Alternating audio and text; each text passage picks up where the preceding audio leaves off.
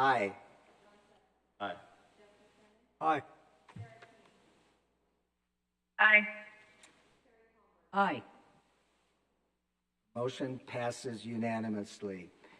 Thank you very much. And by the way, did Mohave County go off, or is he still there? He's still on. Okay, just wanted to recognize, I have the name here. Oh, Sergeant Kyle Cox, are you still on the phone?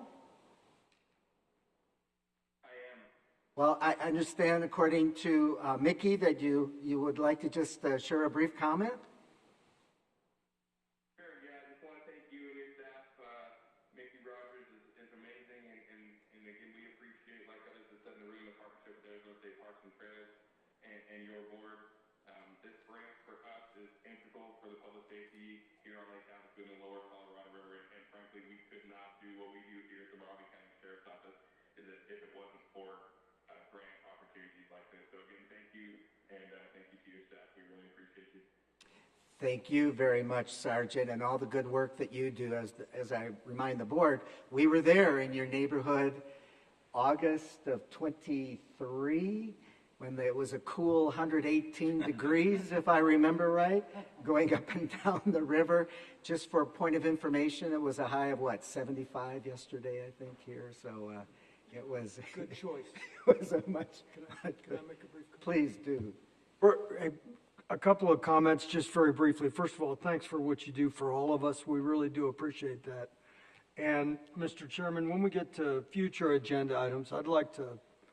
I'd potentially put a marker down. I'd like to discuss it, but it has to do with not necessarily watercraft, but OHVs. How are we funding this? So I'd like to talk about it in depth, but not till we get to that point. But I think it's, I really appreciate what you're doing for all of us. Thank you. All right, with that in mind, talking about an issue that is certainly of challenge to this department, as well as most park and recreation agencies, is the agency's deferred maintenance and CIP process. And Tom, I understand you are going to be our presenter. I will present for you today. So I know in the past we've had this discussion and we gave some CIP updates, and it was asked about the deferred maintenance process and our CIP process. So along with this part of the slides, I kind of want to go through a little bit of the pictures too. So at each slide, so it'll kind of be a little broken up. But the picture you see in the slide behind there is a typical residence that we have for our park managers. A lot of them are single, double wide residents. You can see the condition is not in the best of conditions. So today's topics, you'll meet the team for the development that oversees this.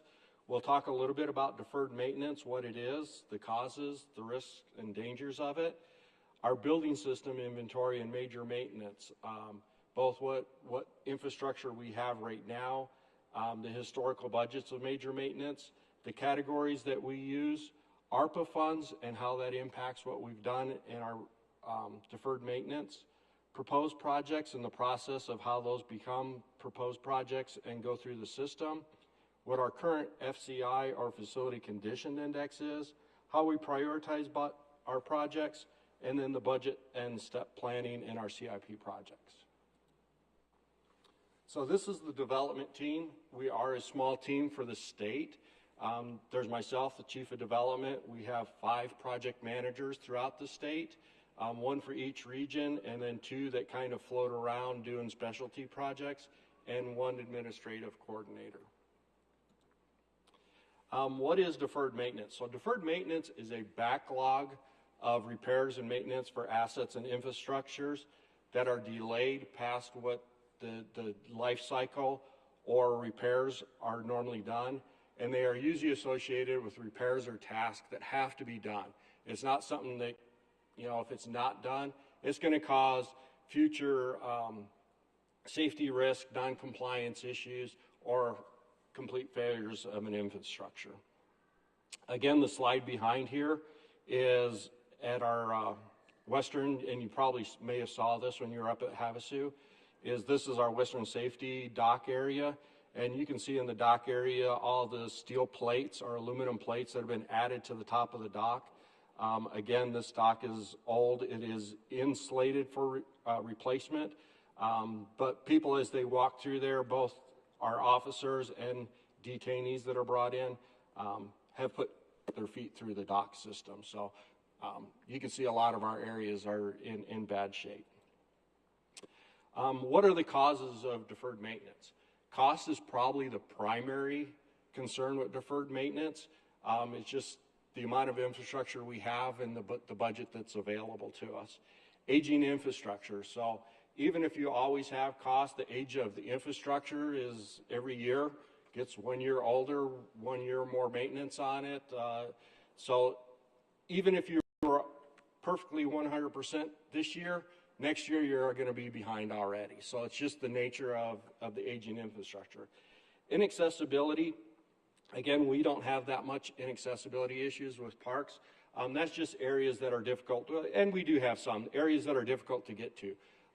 You know, getting down to the Tonto Bridge at the base is difficult to get to. We had to helicopter that bridge in, everything else to get to it. Lack of priority and policy, to me, are kind of rolled together into one. Lack of priority kind of falls in with the policy of, you know, where are you putting your resources? Where are you putting your money? Is there a administrative philosophy of, I know prior to this administration, there was a lot of, let's build new stuff, let's get new things going. And we didn't take care of some of the aging, older stuff that we had. So that's where a kind of lack of priority or policy comes in. Insufficient information is, again, another large portion for us at Parks. The way we are structured and operated. Again, we have a small group that you saw with only 5 people for the state. So a lot of times the parks are managing and handling this themselves directly. So to be able to get some of that infrastructure and the repairs and maintenance back into a database and a centralized system and monitoring is always difficult. Some people are really good with it, some aren't. So it's kind of the old saying with databases is garbage in, garbage out kind of thing, is if we can't get the information in, we don't know that to be able to relay it back out. Lack of human resources, again, that's always an issue with us. Again, we're a small group to be able to manage that and oversee all the projects and the issues.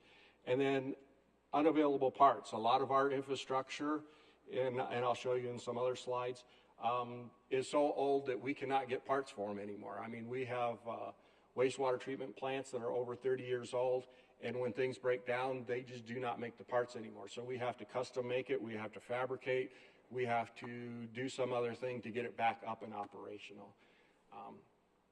And again, the picture in this slide is most people knows a high electric power line, but what most people don't know is Arizona State Parks operates and owns over 6 miles of high pressure or high power lines, mostly down at Kartchner. So we go almost from the southern part of Benson all the way down to Kartchner. That is all our primary electric lines. So these poles and all those poles all the way down are ours. They are aging. It is a major concern for us. What are the risks associated of deferred maintenance? So there is always some level of backlog in deferred maintenance that's going to be there. That's, again, just the nature of the beast of deferred maintenance, aging infrastructure, and all those causes that I kind of went over. What's the risk and danger of carrying too high of a deferred maintenance? It's an increase in cost in breakdowns and repairs, and we've seen that recently in a lot of our infrastructure. Reduce overall equipment efficiency, so things are not running as efficiently as they should be. Entire system failures and operational impacts. We've had several AC units go down. Again, if you're in Havasu and 118 and your AC goes down, that's a major concern for us and the public. We've had major water line or lift station pumps go down, and we're having to shut restrooms down and infrastructures down at parks until we can get those repaired. Inadequate regulatory compliance, again, with some of our water wastewater stuff, is because of some of that aging infrastructure. We are out of compliance with some of our ADEQ. We know that, they know that, we're working together and doing it. It's not anything that we're trying to keep a secret. But it is something that we need to continue to work through to stay in compliance, or at least in good standing with the groups. And then there is always a health and safety risk factor. Again, with the slides in the background, those are some of our electrical gear. Those particular pictures are at our Picacho Peak. You can see on the left-hand side, there's electrical gear with no cover, so there's hot exposed wires behind it. And then some of our boxes and pedestals on the right-hand side are starting to rust out, age, and just becoming a safety concern. Our building system inventory and how much we have around the state. So in 2024, when we did our building system inventory, we have to do that every year with ADOA. We have roughly $266 million in replacement cost for our infrastructure. That covers 1,140 structures. That does not include the public works infrastructure of pavement, water lines, sewer lines, the high power lines, all the other infrastructure that supports those.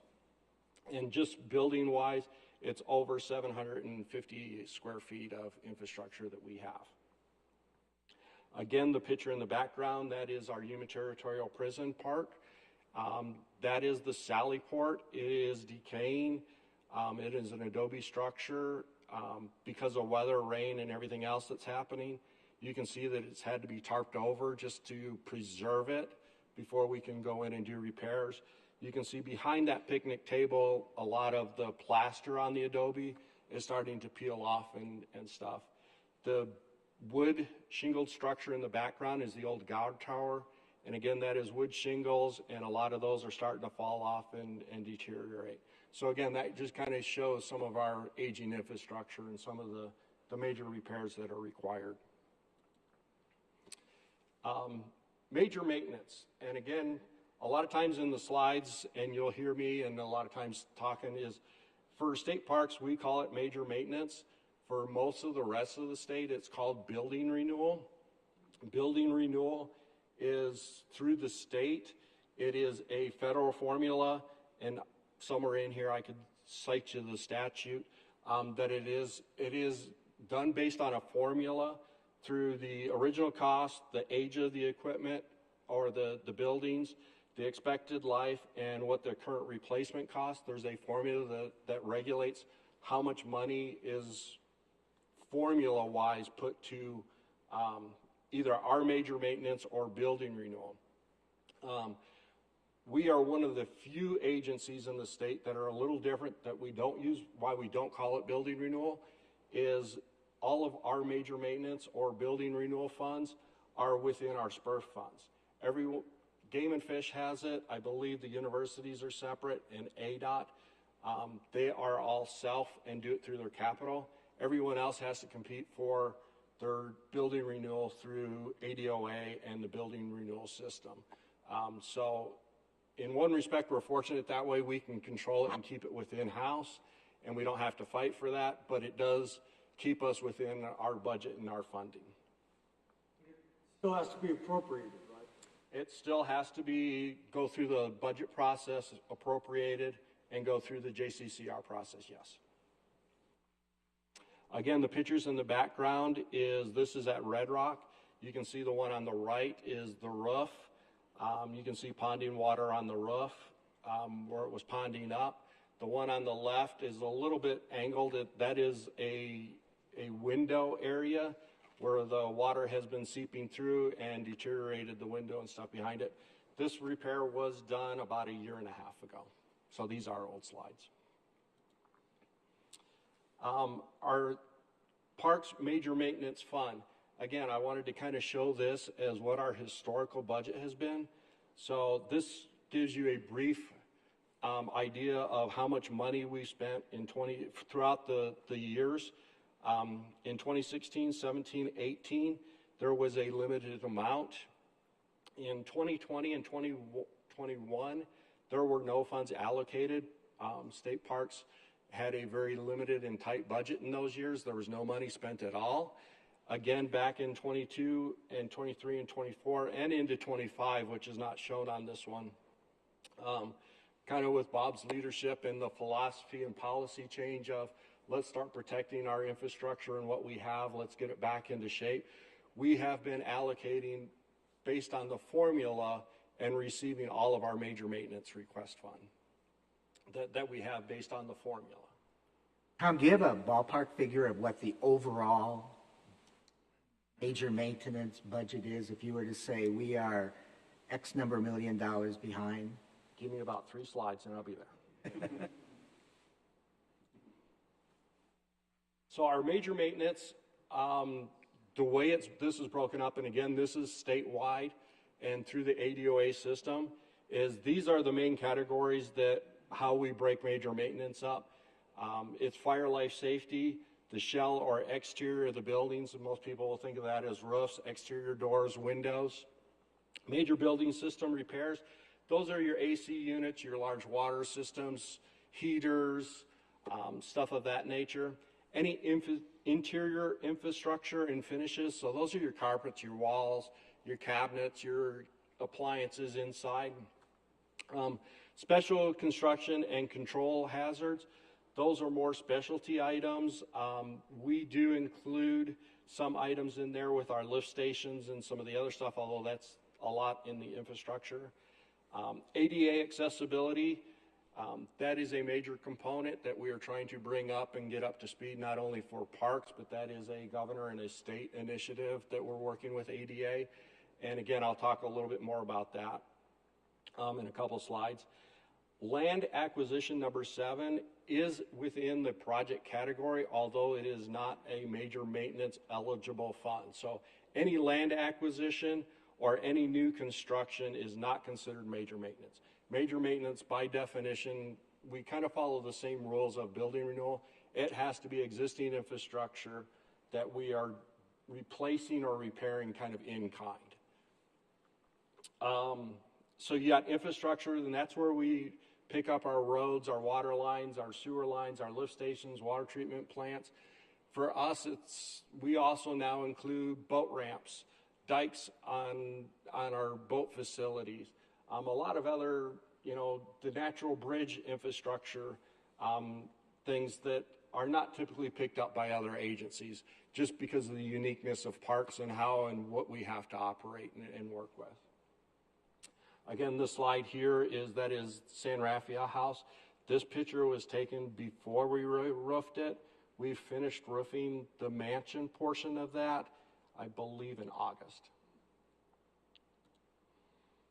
The American Rescue Plan Act, or most of the time we just call it ARPA, those were funds that were available shortly after COVID. State parks originally got about $20 million. Once we started reviewing it and going through the park system, the need quickly was shown there, and that $20 million, we were granted $40 million. It was about 2 months, 3 months after, as we continued to go through parks and the need, that went to $80 million. And then about 6 months after that, it went to $100 million. So we are getting about $100 million in ARPA funds. Some of those projects are already working and on the ground right now. Some are just finishing up design, and we'll be starting here in the next couple months.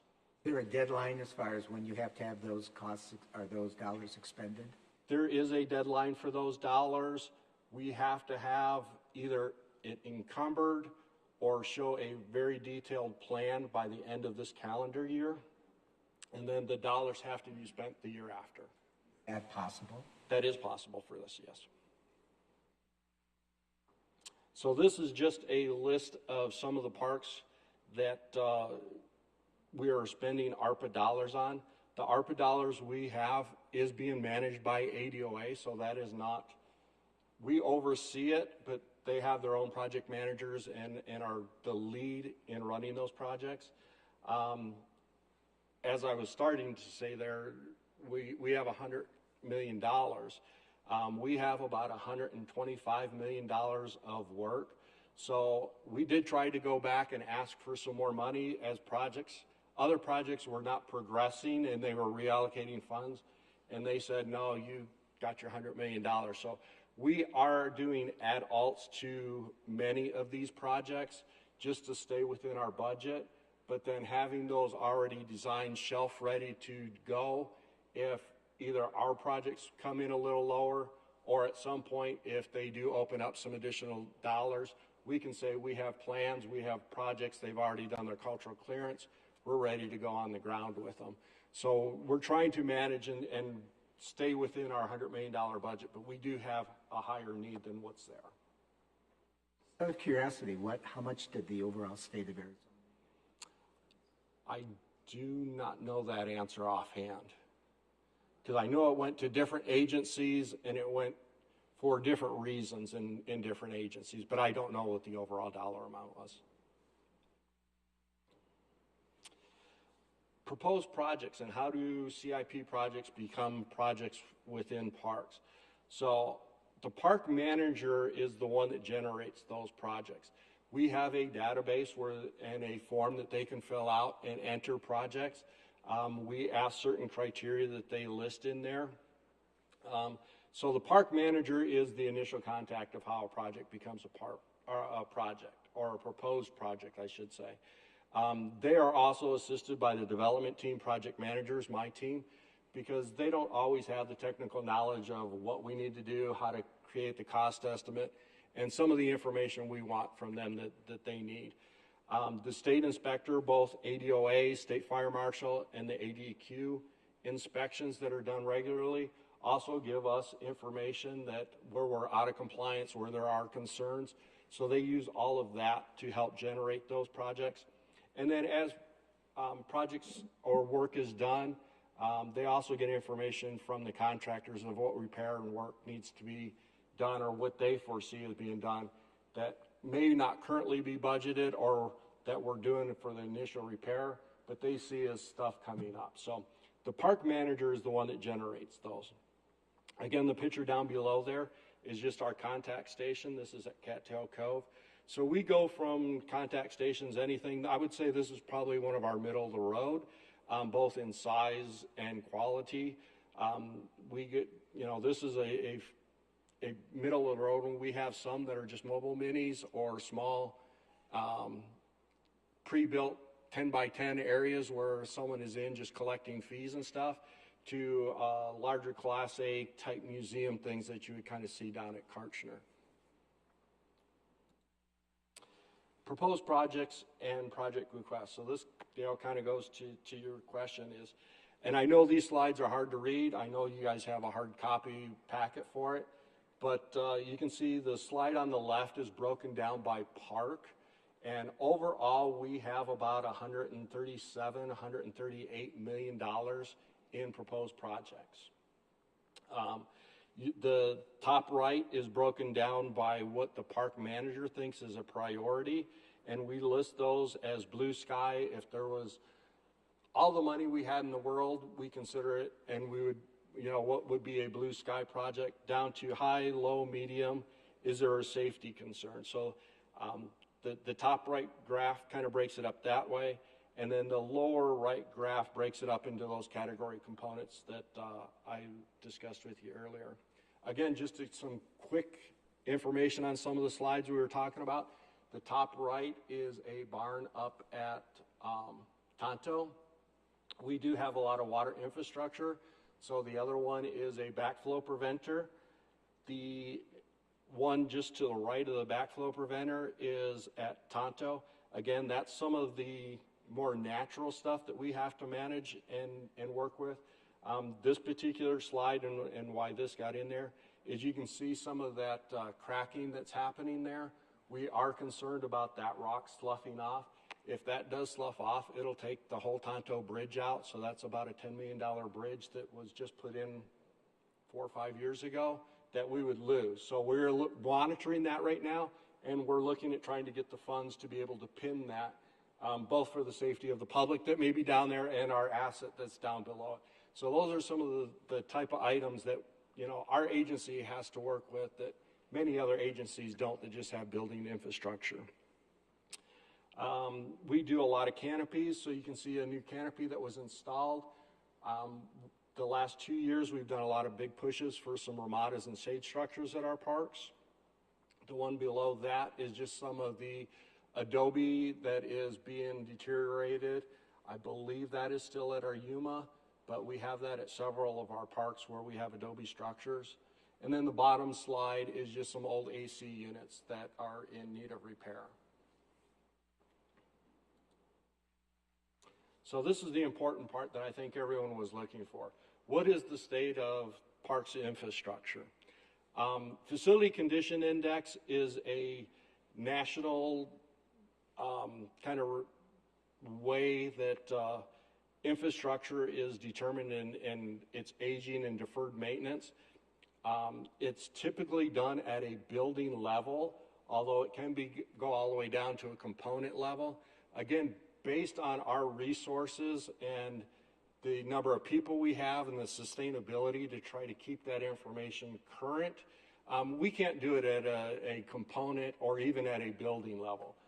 It's been tried in the past, and it's just not sustainable with the way the organization is, the staffing level, and the amount of information that comes in. So what I tried to do here is do it at an overall infrastructure level.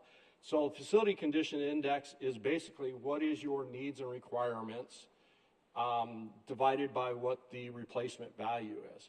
So if we take our needs and requirements, the $138 million, divide that by the $266 million of what our replacement cost is, we get a 0.52 or a 52% overall deferred FCI.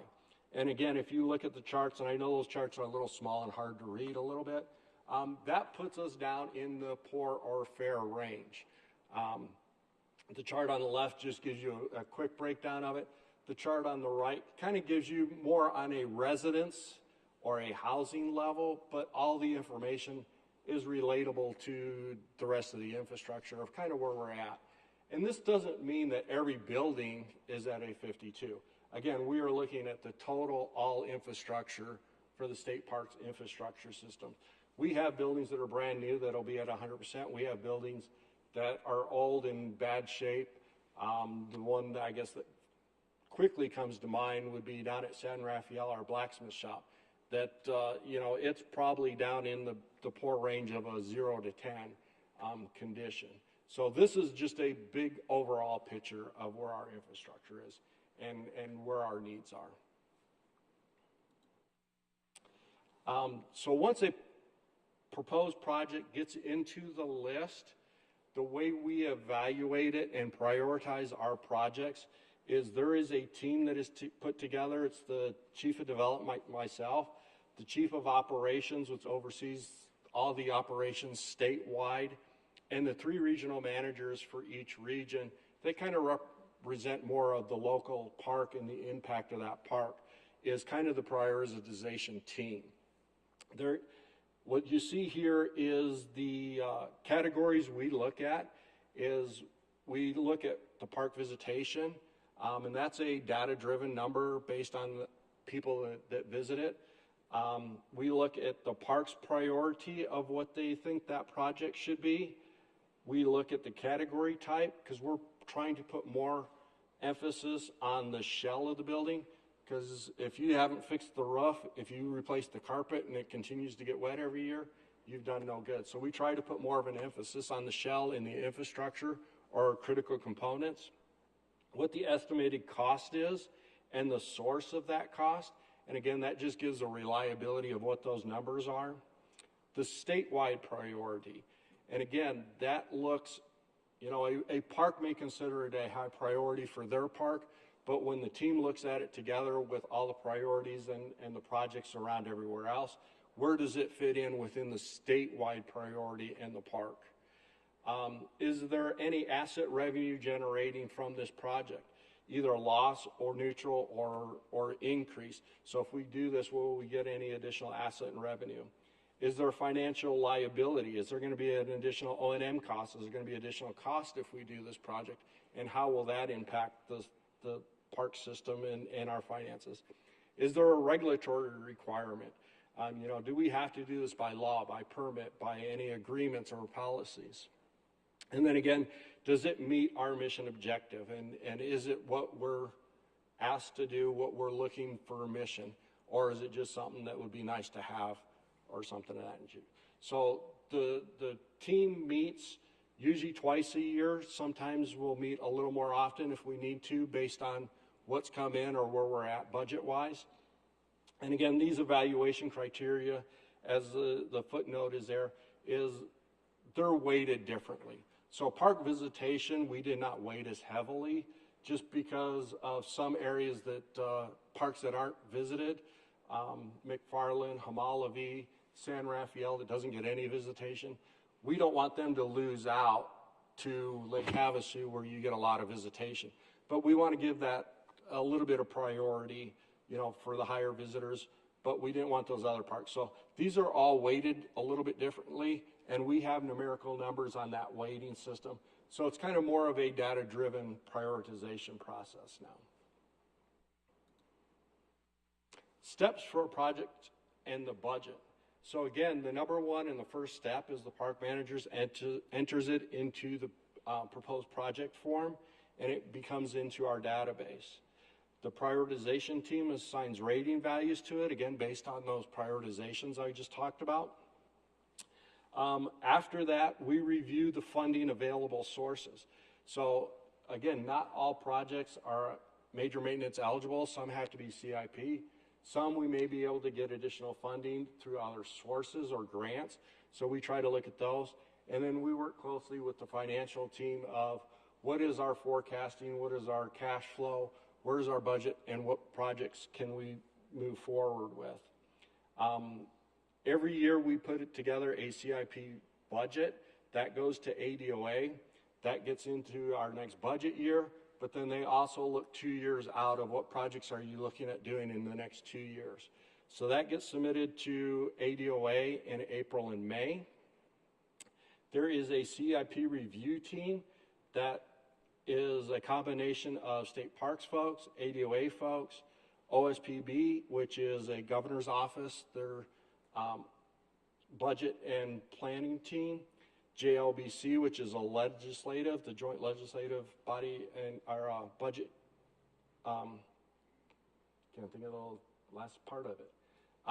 And then risk management at ADOA state level. Again, they get together, review our projects, review it, go through everything, make comments and recommendations. At that point it goes, and that's usually in May or June, at that point it goes to the governor's office for budget preparation, August through December.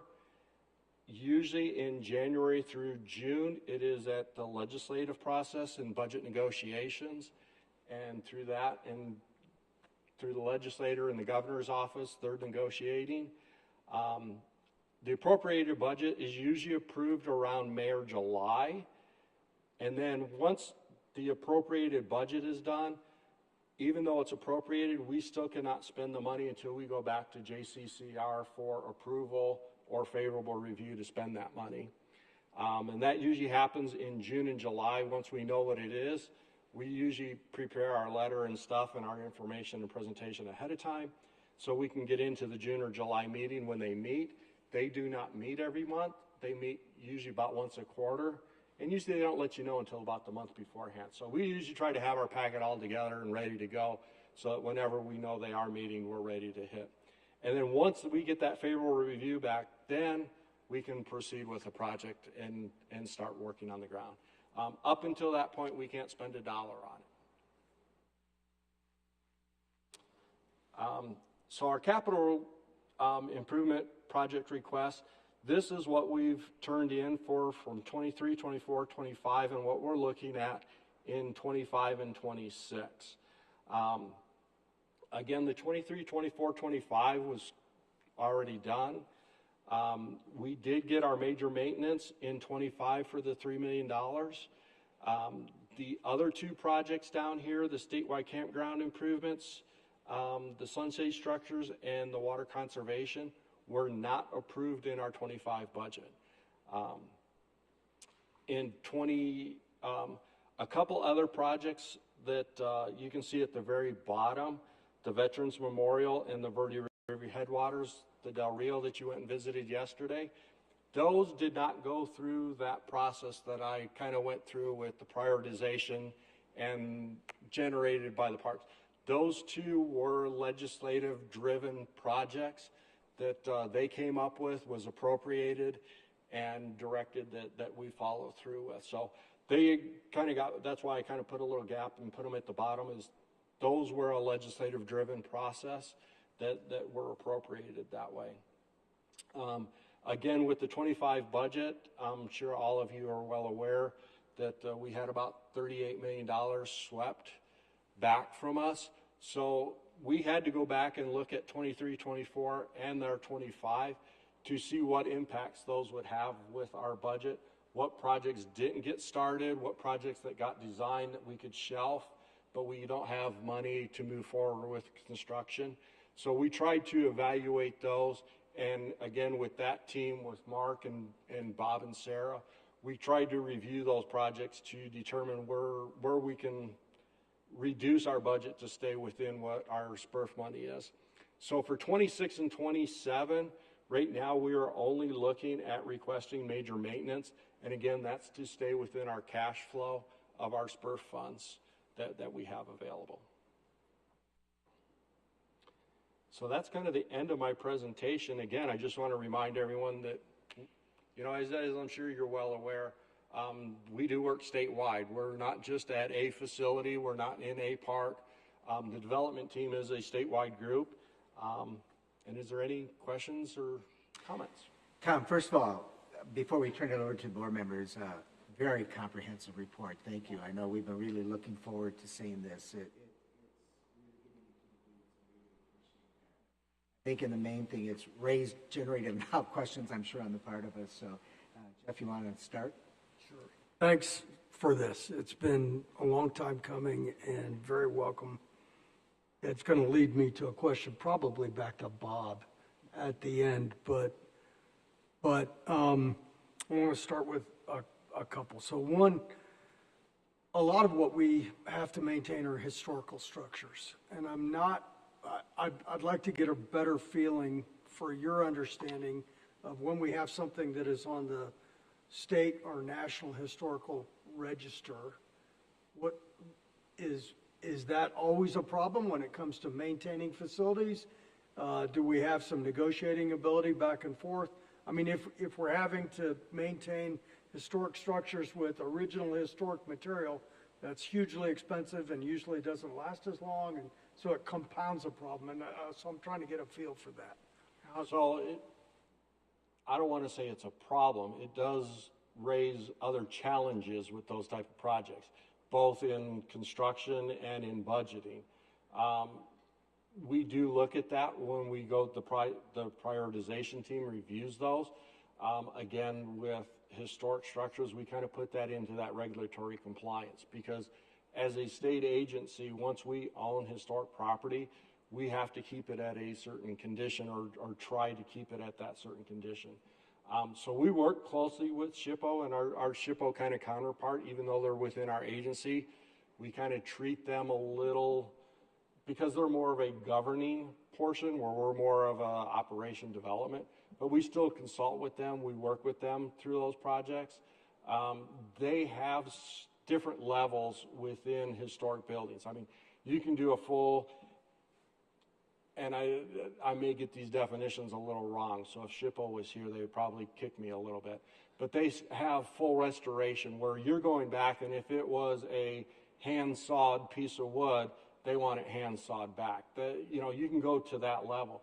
But they also have it where you don't have to go to that. You can do current machined area, lumber, and replace that and show it similar. Sometimes they also want you to show that difference of, hey, this isn't part of that historic, it's a repair that was done in a later year. And then they have an option of what they kind of call mothballing. And I thought that was just a term they were using locally, but it is a nationally recognized term.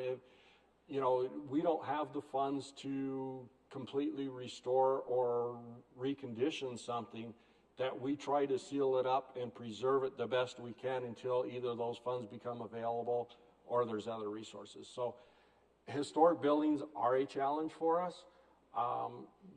We do evaluate them that way when those projects come up as prioritization. And they do tend to cost a considerably amount more than a regular. Well, one thing I'd offer, I don't even know to what extent this might be affecting us, but my last command in the Army, I had 15 very similar buildings. They're all built in the 1880s, all National Historic Register. Had to maintain them with original materials. Now, every one of these buildings, they were homes, had copper gutters. And what we were trying to argue for is, why can't we preserve one exactly historically using the original materials and use modern materials that look exactly like a copper gutter on the other 14? And then I retired, so I don't know how it ever got, whether it got fixed or not. But I mean, what I'd like to be able to do is the extent to which we can apply technology and common sense to some of these issues, maybe it can help us. I don't know. And we try to do that with our projects, and again, everything has to be done in coordination with SHPO, State Historic Preservation Office. And an example of that, Board Member Buchanan, is at San Rafael. The roof we replaced there at the mansion, I mean, it was a wood roof. We have several structures that are that way. The wood shingle roofs in Arizona are only lasting us about 5 or 6 years. They were great back east, where it's, more humid. The climate isn't there. The sun isn't there. Working with the State Historic Preservation Office, we replaced that with a metal roof. We tried to do something that still kept that character, that look, but gave it more modern material and longer term. So we replaced it with a metal roof that should have about a 30 to 50 year life cycle. It's going to be a lot better during fire season. It's a Class A roof as opposed to the wood. So we do look at that as we go through different projects and everything. So we look at that both in the budgeting, the planning, and the construction portion. Good. One more big question, then I'm going to ask Bob one. So the other one is, you mentioned this, and I need a little bit of a education from your perspective. Appropriated, non-appropriated, what is vulnerable to being swept? You mentioned funds being swept, so if we have designed projects around money that we have funded and it's been appropriated, is that still vulnerable to being swept? See, is everything in our budget potentially vulnerable to being swept? It is. Okay. Yeah, everything is vulnerable except for federal grants. LWCF, for example, is vulnerable to being swept, but SPRF and State Lake Improvement Fund are the only appropriated funds. We're vulnerable. None of our funds are protected from. ARPA is not, though, once it's been allocated. That's the other. It could be as well. That's why we're moving really fast, because it could change. ARPA's probably right now one of the most vulnerable ones from being swept. Okay, so here's my big so what question for Bob is, and you may have opinions about this as well, how all this works. I mean, he is empowered, and we fully trust him to run this entire organization. I mean, we have a role, but it's in oversight, it's on approval of budget and things. I know we're going to talk about budget. We don't go through the details of developing the budget. We may have questions about it. In the end, it's our job to approve it or not, but the department runs through the leadership of Bob and Sarah. So here's my question. What can we do, the board, what can we do to help with this? And I know that we could do some things as individual citizens as opposed to the board, and we don't want to get crossways with the legislature, but this is a problem. I think it's going to get worse before it gets better, and it's going to get worse every year that we aren't able to maintain some of these facilities, and so, I feel a strong desire to help, but I don't know what to do to help you. That's a great question. You know, there's so many moving parts to our budget and development, of which capital and building renewal is just a piece of. I think at the beginning stage, what we've been really trying to do is include the board in development of those priorities for budgets that get rolled through to the executive branch, and then when the budget comes out, we all support, but the message about deferred maintenance, not Arizona alone. Got back from a conference, every state park has these issues and probably 10 times more so. But I think it's awareness. It's awareness that even with the latest 2 acquisitions, we kept saying, you know, that's great. Del Rio is $7 million, but that's $7 million that we're taking away from taking care of what we've got. And sometimes we have our priorities, and sometimes we're told what our priorities are, and we just have to continue to negotiate that process. But I think it really is just making sure we're including you all in the development of those key budgets, and then we just, as the executive budget rolls out, that we support it. But we still have a story to tell, and that story is that we are continuously falling behind, and it's going to affect, like this recent purchase.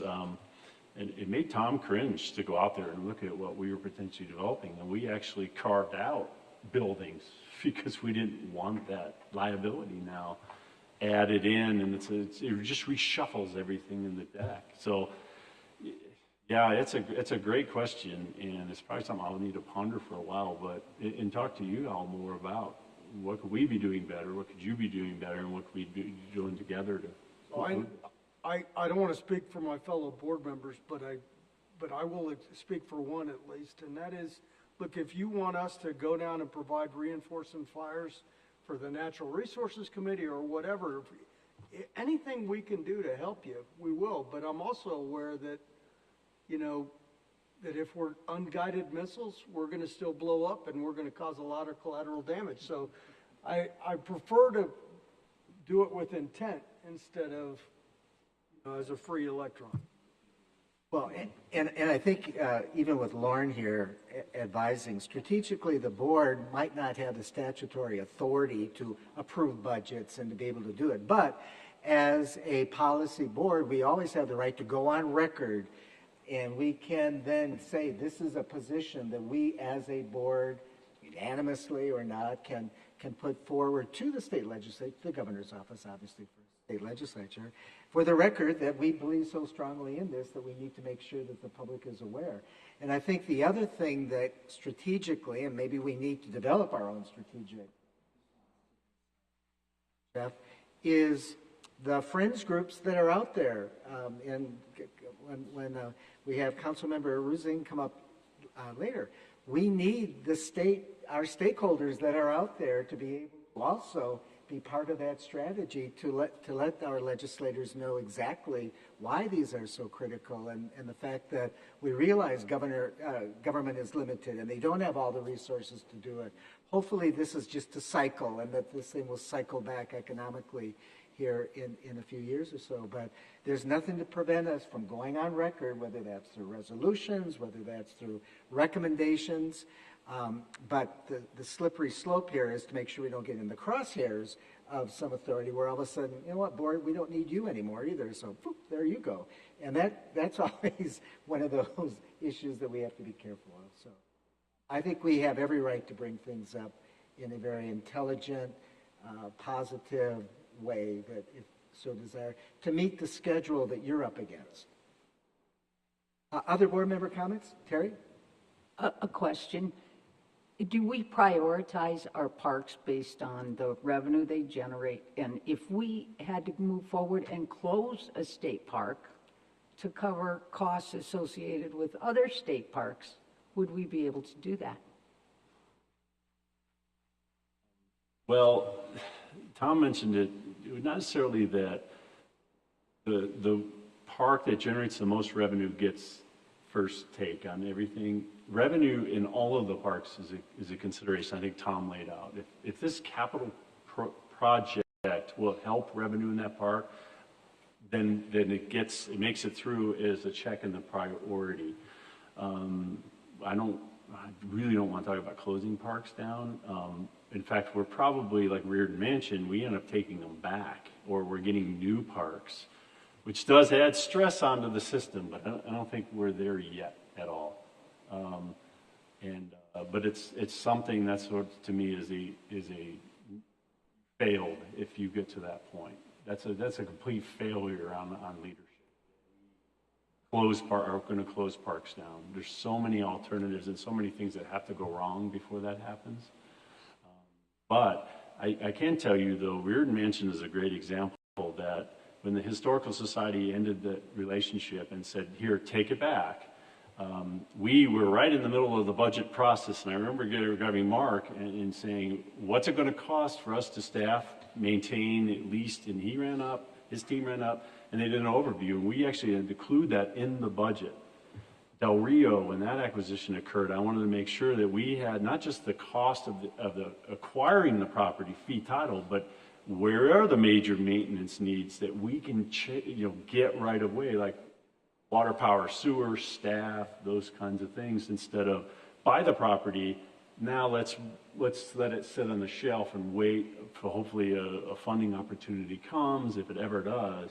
We want to get that up front as a realized cost of the acquisition than just that fee title. So sometimes we're hurt, sometimes we're not, but we're not going to give up. But it's just some certain process improvements that I think with Del Rio, I mean, that was a big price tag, not just to acquire all of the land, but the buildings and all the stuff that you saw yesterday is very, very, very expensive. So where does that fall now on a priority list? Is it a priority? Does it go to the bottom and we're going to keep doing?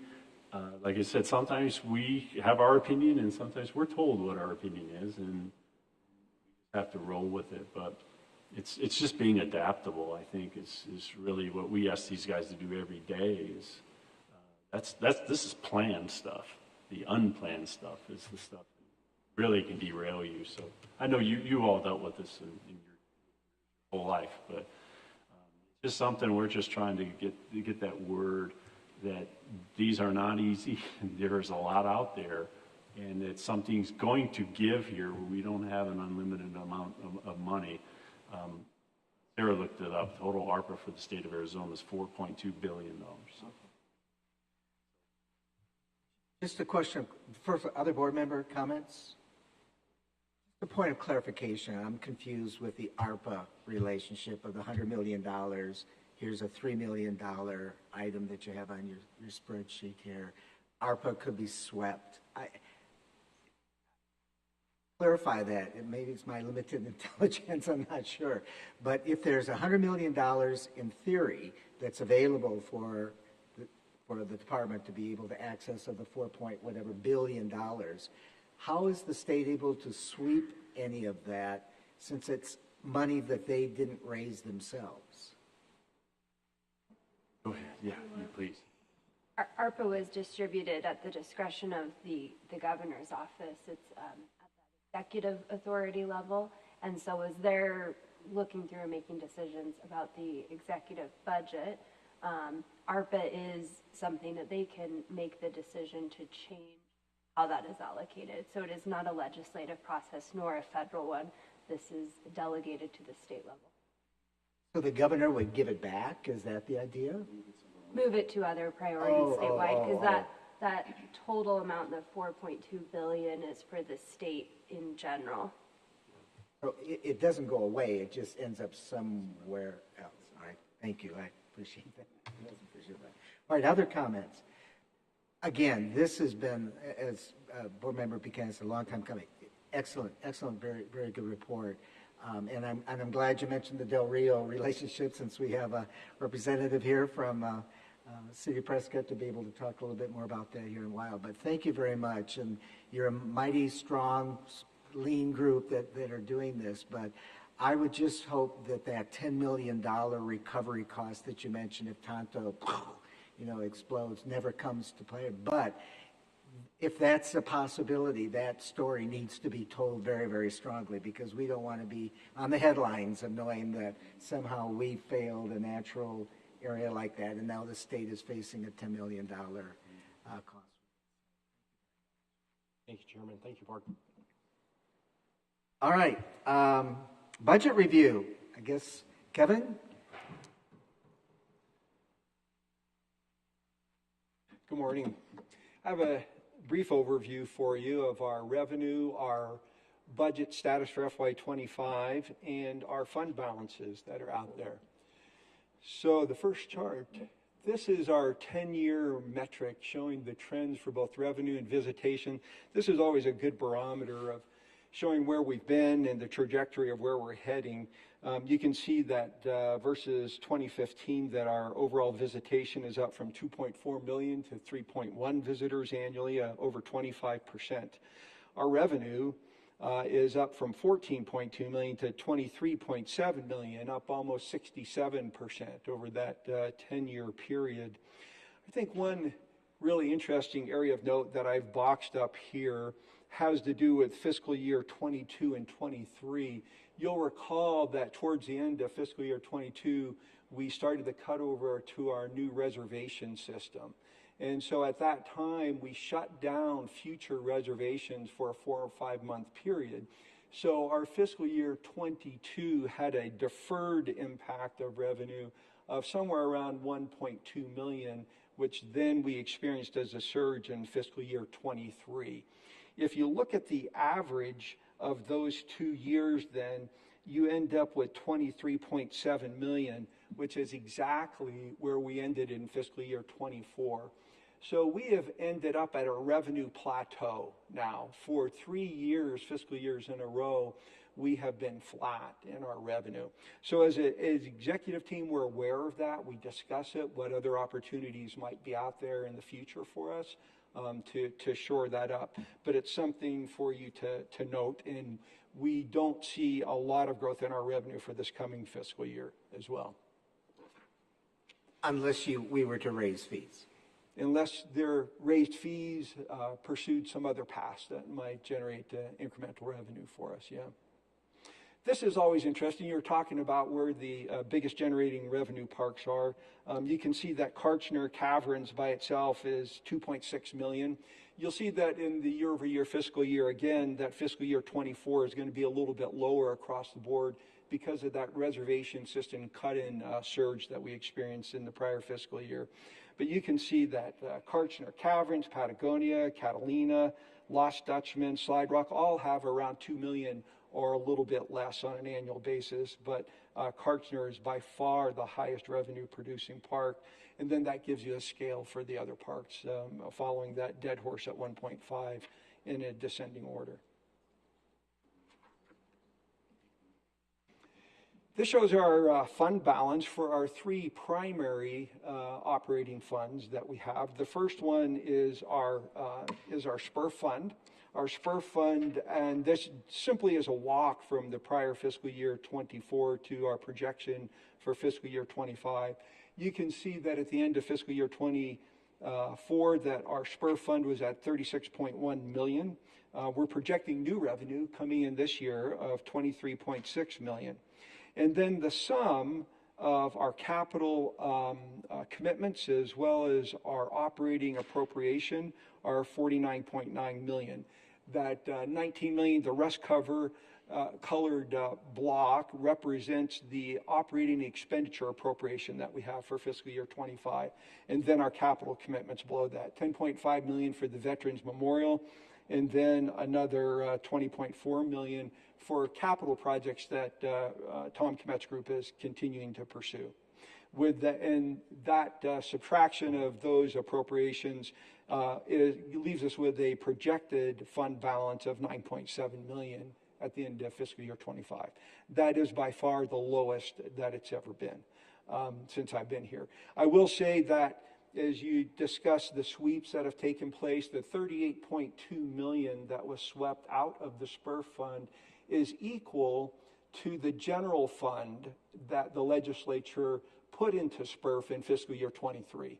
So as they were looking for clawbacks to help reinforce their budget this year, that happened in some other agencies as well, I believe.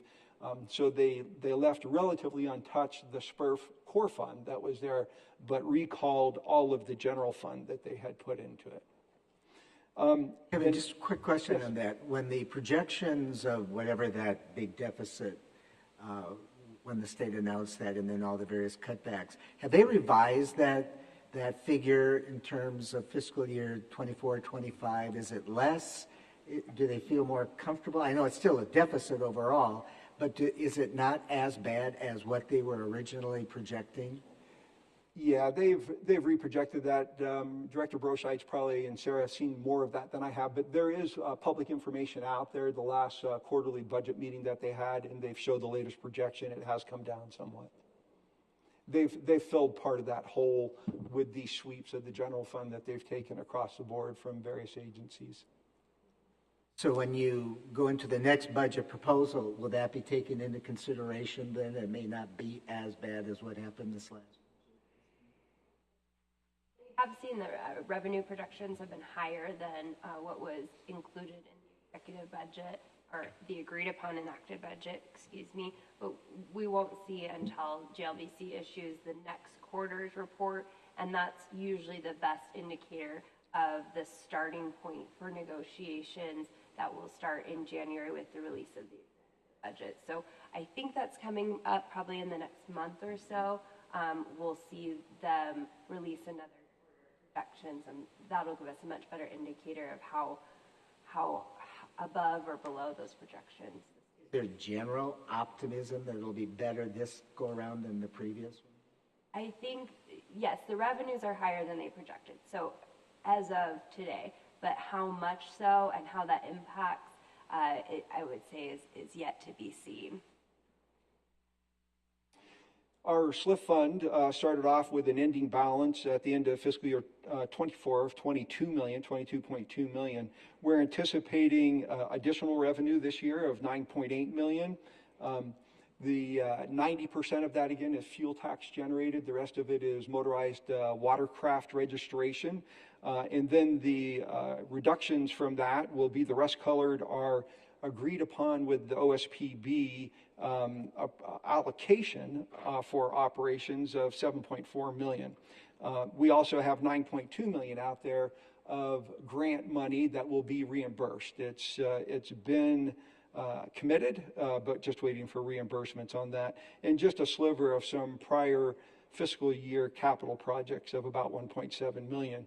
Reducing that from the beginning and new revenues will leave us with a ending balance for fiscal year 25 of about $13.7 million. Our third largest fund is the OHV fund, and it started off at $17.6 million at the beginning of fiscal year 25, the end of fiscal year 24. We are looking at additional revenue of $4.6 million.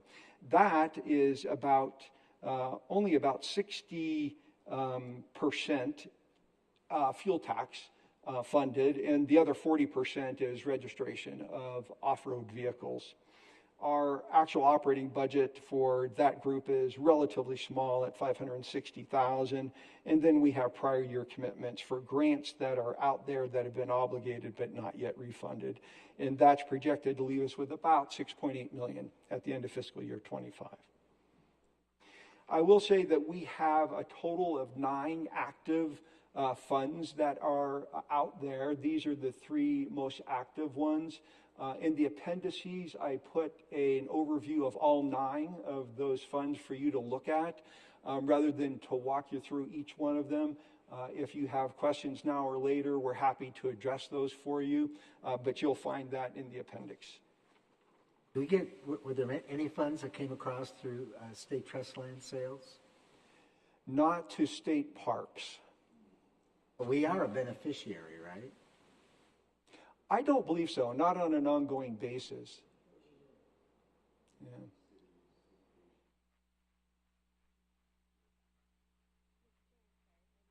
Comment back to the previous slide. I think just to touch on Member Buchanan's question about the role of the board and support, I think a layman's perspective at ending cash balance of, over $9 million sounds like a really great thing. Pair that up against over $260 million in our and our maintenance needs, let alone the cost to develop these properties that we've acquired or, any other developments, that becomes a very different picture. That information, knowledge, and advocacy is just so important. Decisions about the budget are being made at the state level. Thank you. This next chart is just an overview of how those funds are used. You can see that our SPRF appropriation, again, this year it's down just 1.8 million from where it was in the prior fiscal year.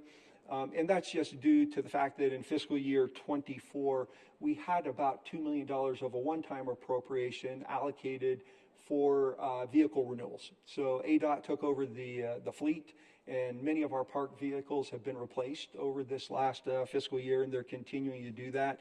But that budget is about expended, and so they reduce our budget by that amount coming in. So our core SPRF appropriation for operations is flat. We have had very little to no inflation adjustment for years. And so we continue to manage with what we have out of that fund. You can see on the right hand the pie chart, it just gives a breakdown. Over 2/3 of the SPRF fund is used just for personnel costs. And then you have about 30% of it or a third of it for other operating costs. Those are the utilities, the waste removal, equipment repair, electric, water, all of the basic necessities that the parks need just to get by, cleaning supplies and so forth. You can see below on the SLIF that the allocation that we've been assigned by the governor's office to use out of that fund is 7.4 million. Again, it stayed flat on a year-over-year basis. And about 80% of that is used for staffing. That is largely the central office staff functions that are there, marketing, IT, our procurement team, fiscal, HR, all of the administrative groups. And then there's 18% of it that's used for other operating expenditures. Those are largely IT related, licensing fees, some equipment replacement on an ongoing basis, some advertisement, printing, marketing expenditures that we're incurring on an ongoing basis.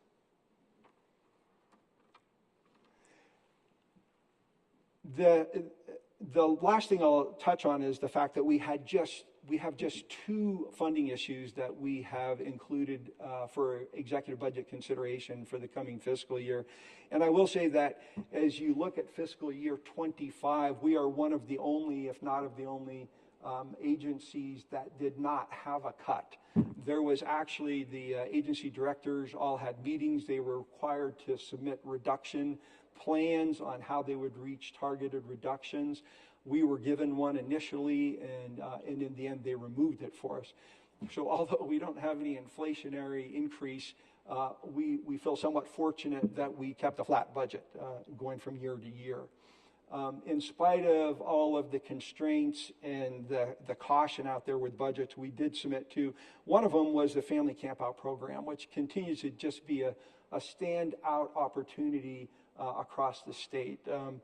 Those family campout opportunities are booked almost immediately when they become available. People from all walks of life are coming out and learning how to camp for the very first time. People who have never lit a campfire, rolled out a sleeping bag, done anything of that nature. And Louis continues to do a stand-up job. We know that this also helps support some of the governor's initiatives, so we went ahead and included this request simply to add 2 FTEs to the program and then some additional equipment to go with those to help expand what that program is doing today.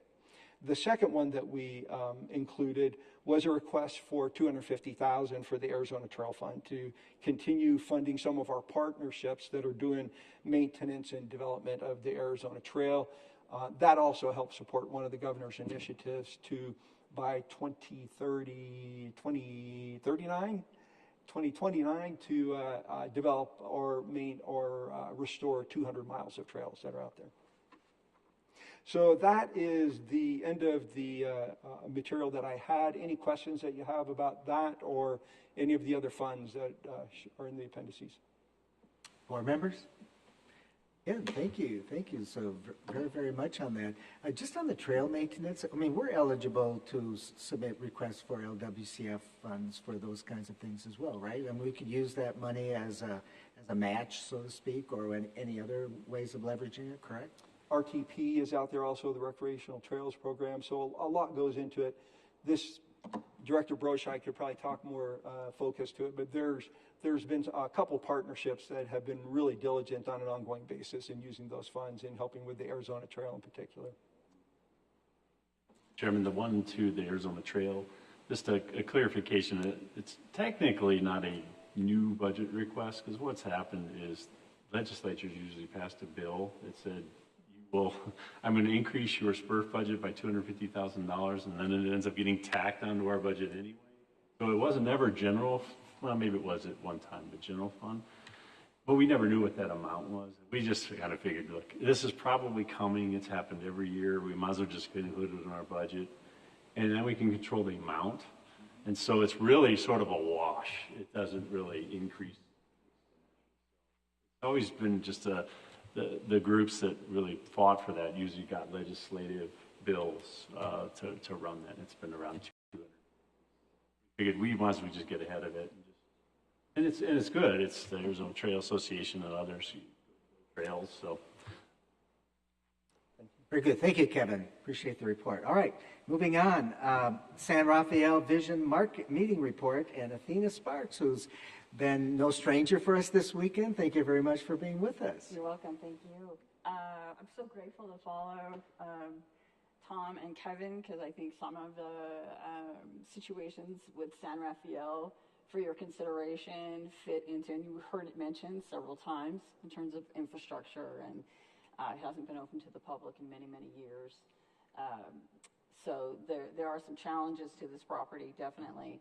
For those of you who may not be interested in it, the entire San Rafael Valley is a very unique and natural cultural resource. Historical records go all the way back to the Spanish colonial period in the early 1500s. There's lots of archaeological evidence that indicates that the valley was utilized for cattle grazing since the mid-1600s. The valley contains one of Arizona's last remaining intact historic Spanish land grants.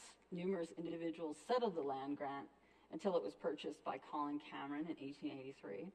Cameron built the beautiful 3-story French house that you see up on your screen there, which still stands in the natural area in the fee simple lands that we own today.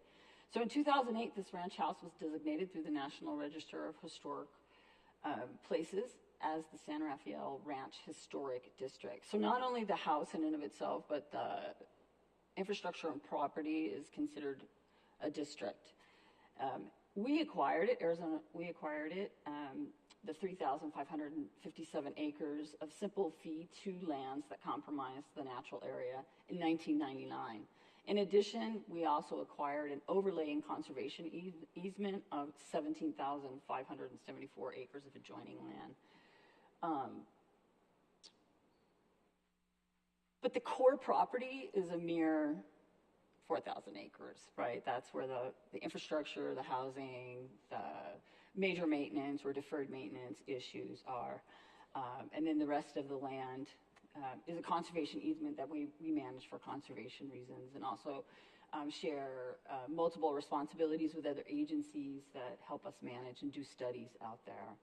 So we've had some public interest arise recently with the property, and in response to that, we facilitated Southwest Decision Resources to facilitate a stakeholders visioning meeting with us. So we had a stakeholders visioning meeting with public-private partners, other agencies, a newly formed Friends of San Rafael group. There were about 40 people there, and these are some of the concerns that we jointly obviously adhere to. Potential excessive recreational use, conflicting issues in the upper watershed, drought, fire, invasive species, habitat degradation, lack of stewardship and sustainability, continued decay of the existing buildings, badly in need of repair, failure of state parks to manage the SN, the natural area to the standards of private land in the valley, lack of comprehensive resource management plan, poor road conditions, funding state budget limitations, proximity to international border and new border infrastructure, remote locations, development encroachment, mining impact, solar power development. This was this was gathered in survey to so they got an invitation to the stakeholders vision meeting, and this was they were asked to put down what their concerns in future of the valley. As you can see, it's really a valley-wide, so it's not just San Rafael Natural Area. It's really a concern for the valley itself, right? Some of their our hopes and dreams and aspirations for the property, right? That we would collaborate and build partnerships and achieve preservation and conservation through collaborations with partners. We want to integrate management between the San Rafael NHA and neighbors, develop working relationships with neighbors, landowners, and stakeholders. Wildlife and habitat has always been, I think, fairly successfully managed out there. We've continually had lots of research projects on the water resources, special species out there. So that's something that we've done. Improve the wildlife habitat, preserve vital remaining Chihuahuan grassland habitat, reintroduce the blacktail prairie, continuous environmental research. Now remember, this is a collective that is putting these hopes and dreams, and it's not necessarily the agency. This is all the people who attended this. Preserve and restore the ranch house and its historic assets. And then public access, and this is probably one of the most important ones that is a challenge for us, is the need for on-site, to open it as a park for day use or camping or public and interpretive and educational programs. There's a tremendous desire to do that. So our opportunities out of this really actually successful, I would say, facilitated meeting was that you heard our limited resources, and I think this is a perfect property to sort of chew on that and consider it, that this property sits there sort of from a public perspective, maybe no attention's been paid to it for 25 years, but you've heard the backup on the reasoning why. So we have to look for other solutions and other directions in which to do what all of us want to do. So we're going to develop relationships with the partners that we've met, continue the relationships that we've had. We have this newly formed Friends of San Rafael Valley. There'll be a lot of work to build that relationship and see where we can take that. On a daily basis, we have an annual operating budget. Our average budget is about $60,000. I think I've seen it as high as $63,000. That is one ranger who lives on site and some maintenance operating budgets for machinery and daily activities. The park is actually managed by Colt Alford, who's the manager of Patagonia and Sonoyta Creek Natural Area. So there's a shared resource of labor there. So we continue to do, we were super lucky too. The storm caused that damage on the roof, and so we actually got risk management money that replaced that roof and the dormers, so we were lucky with that. Luck is good. So in general, we work out there, we maintain fire lines, we work with fire crews out there because, it's a grassland. So we cut fire lines and we take care of the maintenance on the property. We hope to get, the $38 million that was swept, we were up to 2.5 as money from all of those separate areas for San Rafael. By today, it's zero. We've got nothing. And if you couldn't catch it because obviously I was paying attention to, because I'm talking to you about San Rafael, but on one of Tom's charts, San Rafael was lower and lower and then finally it was on the zero line. So that's the state, and we had a very successful stakeholder meeting. Any questions? I will move over to board member Jeff Buchanan, who asked that this item come on our agenda some time ago, and just your reaction and thoughts on it. Sure. First of all, thanks to Athena and to Sarah, who's been very involved in this for at least the last couple of years. I think, at some point in time, we have to ask ourselves whether or not, broadly speaking, if we can't afford it, if we can't afford to accomplish our mission, which is, which is given to us. I mean, we reviewed the mission statement. If we can't get there, should we consider something else? I personally think, this is a gem for the United States of America, not just the state of Arizona. I think, personally, I feel duty-bound that we have to do a lot, but that's what creation of this Friends group has inspired me to think about the art of the possibilities. Well, if we can't get the money or maintain the money because it keeps getting swept to maintain it, what other alternatives are there? Could we leverage this friends group to do some things? And so I want to encourage everybody. I think this is it's actually a national treasure. If you haven't been there, you need to get out there. I know that I appreciate you opening the doors here, I think next month, to a group of stakeholders who are going to get to see the house and the property for the first time. But there was tremendous participation from all these stakeholders. People care a lot about it.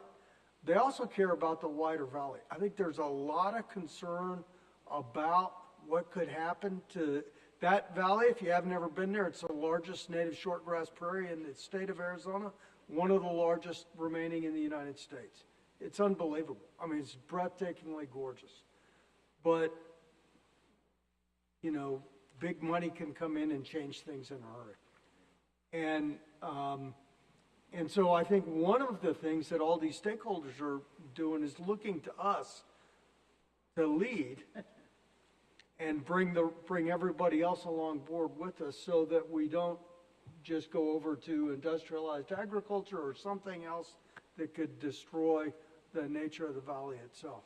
Yeah, and I believe one of the solutions that I'm sure many of you are familiar with the Verde Coalition. I think that San Rafael is perfect for the interest that was present at this meeting to form a coalition. But again, I would say, San Rafael is not the only gem of this sort, historical, in our catalog, in our portfolio. And so it's a balance. And even to be a leader in this situation is it's resource heavy. It takes somebody's time and labor to organize that. And so I think that's why I like the coalition model, because in the Verde, there's no one organization. All the partners are sort of equal standing, paying their dues and working together and building. And so I think if we can work towards that kind of a model, I think we can make a lot of progress and headway in the valley. And I think that the Friends of San Rafael Valley are the perfect motivated go-getters to launch that. Well, I think is it next week that you're going to have another planning meeting with them or something? Yeah, it actually got pushed back to October because Southwest Resource is going to facilitate this next meeting for us. But we'll make progress, but the time frame is unknown, right? Like, you're just going to keep plugging away and keep looking for opportunities that meet the challenges. How much of a leadership role we can take in the entire situation that was presented at this meeting, and the level of concerns, which were political level, mining issues, waterway issues. I mean, those are beyond our scope from a park managing 4,000 acre park level. Yeah, thank you. And I just want to clarify that upcoming meeting with Southwest Decision Resource, the facilitator, is to debrief the output that we received from that meeting and then to determine the next steps forward collectively. And so that model that Athena described, I think, is really what we see as the most feasible and the most viable at this point. That's what we're pursuing as staff. And hope to do that collaboratively with our partners. But taking a lead on this for the entire valley is frankly setting ourselves up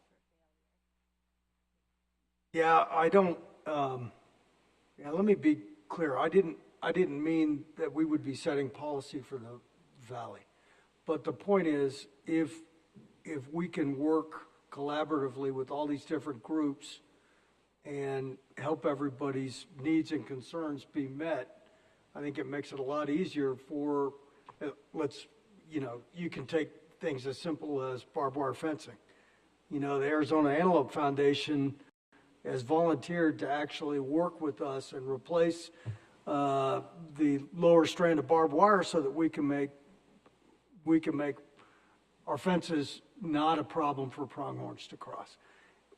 Those are the kinds of things that we can do, maybe at no cost to us or very little cost to us, funded by somebody else who wants to collaborate and do things, and we can lead by example for other people to follow suit.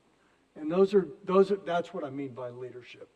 I don't mean us setting the policy for the whole valley, but I mean doing things that we can pull others along with us. Very good. I fully appreciate the fact that the department is taking the leadership to make this focus group-like relationship take place and to continue monitoring it for that area. I think we all know government isn't the answer for everything anymore. It isn't, and that's We'd at love the to be, but we state, local. I mean, you can take this model and replicate it how many times in the state with similar sorts of needs and resources. But the fact that you have committed yourself to this level of professionalism and stewardship, I think that was a very important opportunity that you listed before. So I appreciate that very much. I'm sure the board members appreciate it. We could have a line out the door of people wanting to have similar kinds of things. Exactly. The problem is we could have a line out the door. We really need to focus on these areas, and getting up here to call in the council member, I mean, this is what Del Rio has to look at here in the future, because you're at the infancy of something here that's been around for 1,000 years or longer that's been there. So Athena, thank you very much. And Sarah, thank you very much. And I'm sure my colleague here to the right is going to keep us apprised of what's going on their area. But thank you. Really anytime appreciate any of that. you would like a site visit out to San Rafael, we'd be happy to arrange that. So just let Sarah know, and I'll definitely get something on the calendar for you. Thank you. All right, moving on. Future agenda items. Would you want to reiterate your one? Or was it good for the first time that you mentioned on the... Oh, I'm sorry. Mickey Rogers. I didn't realize you were only 60 years old. I am look sorry. at 75. Yeah, well, that's my age. I'm sorry, Mickey Rogers, please. LWCF 60th anniversary. Yes, this is a big deal. Thank you, Mr. Chair, members of the board. The LWCF program was created in 1964. The funding comes from offshore drilling leases. 40% of those funds have to go to the LWCF stateside program, which we administer, and they're for matching grants for the development and maintenance of outdoor recreation facilities. Back one. Oh, there. Go to the next one. There we go. This is the projects in Arizona. LWCF projects have been funded since 1965. There are 795 projects. Over 900 parks have been funded with the program. 126,220 acres have been encumbered and must be open to recreation in perpetuity. The importance of the program is never more evident during COVID when people needed to get outside. So having these areas in perpetuity was a certainly benefit during COVID. It's a matching grant. We have awarded over $100 million in the program since 1965. Over $100 million in matching funds with $200 million in total impact. And just for the information, 20 projects have been funded in Prescott and 5 in Prescott Valley.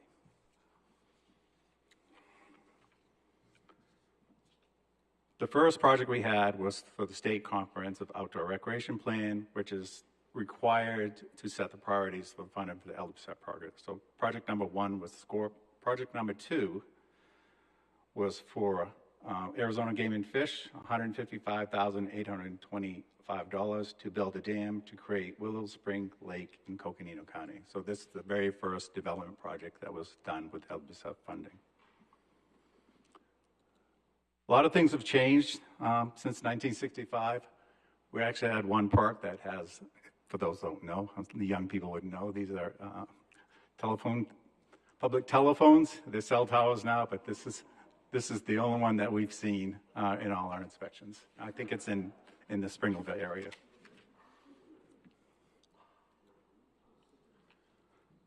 This is the funding. Since 65, it's been, as you can see, up and down. In 2020, the Great American Outdoor Act was passed, which permanently authorized the funding of the program.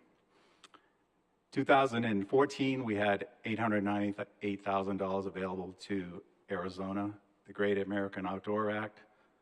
2020, we had $4,562,192. So it's a tremendous increase since it was reauthorized. So these are examples of how these impact the communities.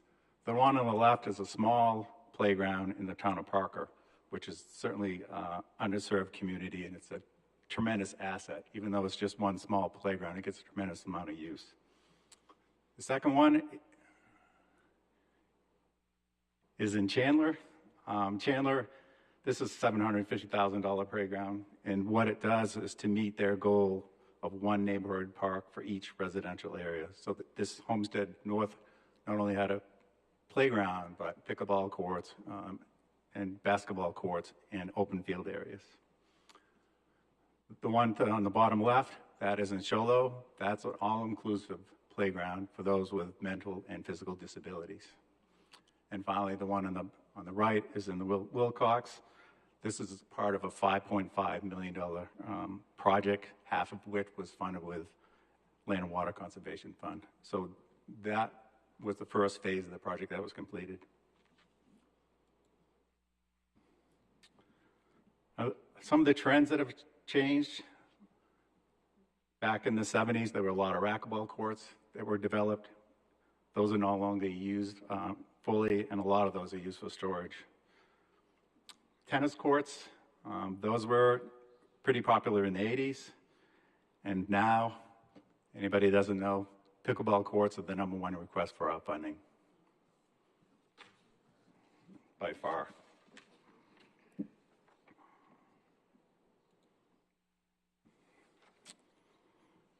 Past projects, pools were a big request for our funding. But since then, the pool costs have gone up tremendously. To maintain a pool costs a lot of money. To find lifeguards is certainly an issue.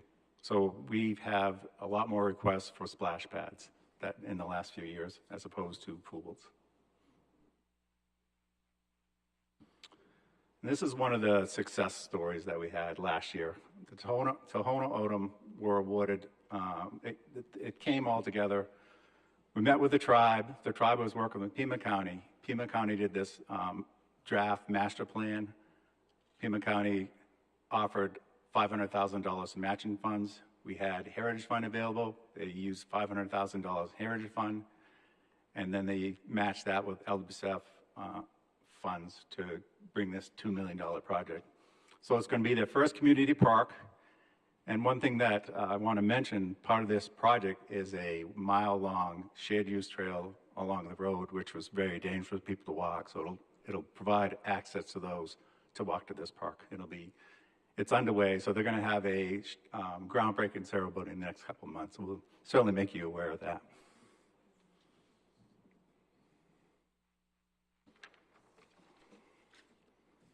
We had 2 meetings with the Department of Interior this year. February 21st, Chairman Larson and Deputy Director Weber was there. We met with Shannon Estenos, the Assistant Secretary of the Interior, to talk about urban parks equity and the Outdoor Recreation Legacy Program. And August 8th, so we heard on National Park Service contact me in July, said the Secretary of Interior may be coming to your state and to give a list of projects. So on August 4th, I believe, National Park Service says the Deputy Secretary is going to come down to your park. So we had to work with Avondale and Buckeye to set up site visits. And Bob was told that he may be speaking 2 days before the event was set up. So we met with Acting Deputy Secretary Laura Daniel Davis in Buckeye and Avondale. Had a tour of the areas. It was a great talk. The community talked with her about LBCF and how important it is to their communities. And at that time, she announced that the 2024 apportionment was finally released. Arizona received $6.72 million for FY24, which is the highest amount ever.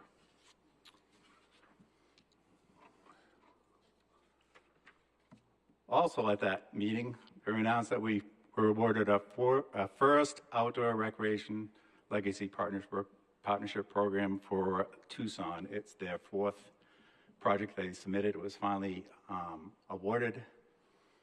It's for to upgrade this park, which is in an underserved community, new fields, pickleball courts, basketball courts, skate parks, restrooms, picnic areas, dog parks, tennis and futsal courts, and they're removing asphalt and concrete and replacing it with grass and shade trees to make it much more for the heat effect, to get people out of the heat. So this one was, once they approved it, the funding is available in less than 2 months, which happened very quickly. So our staff have probably visited have visited all the parks funded with LBCF programs. And this is a sign that needs to be displayed, has to be recognized that it's funded with the LBCF program.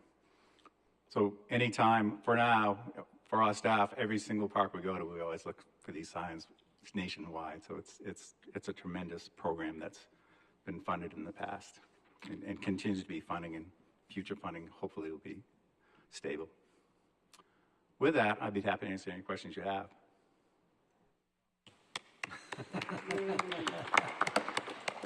Where's the cake? Yeah, board members, comments. I mean, a lot of us have been involved with LWCF for a long, long time. I would just editorialize Arizona's leadership with this politically, as Mickey mentioned.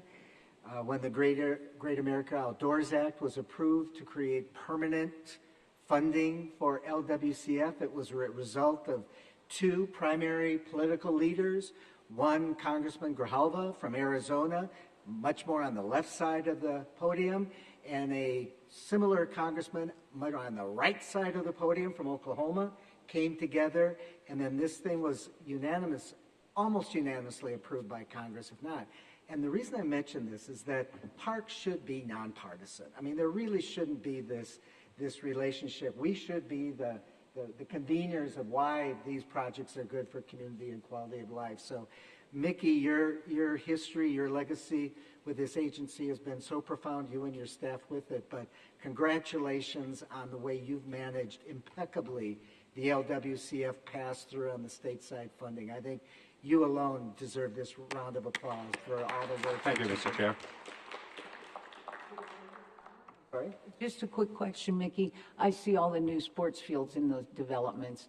Are people starting to look at artificial turf based on watering issues associated with real turf? That is a catch-22. Artificial turf costs several $100,000, and the life expectancy in this heat is 10 years or less.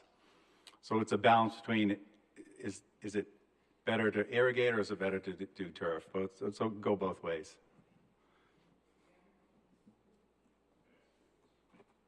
Again, Mickey, thank you. Thank you you. very, very much. All right. Now, and I apologize for getting ahead of myself a little bit. Now, future agenda items. Board Member Buchanan, you want to reiterate what you had asked for earlier? Sure. I'll explain it a little bit more. And I know that we, as an agency, have been very involved with the OHV study group. And so I'm bringing something from my perspective as a commission member for Game and Fish, because, we travel around the state. We have each one of our commission meetings is in a different place. And last month, or actually this month, we were here in Prescott, heard from Sheriff David Rhodes. Last month, Flagstaff heard from Sheriff Jim Driscoll.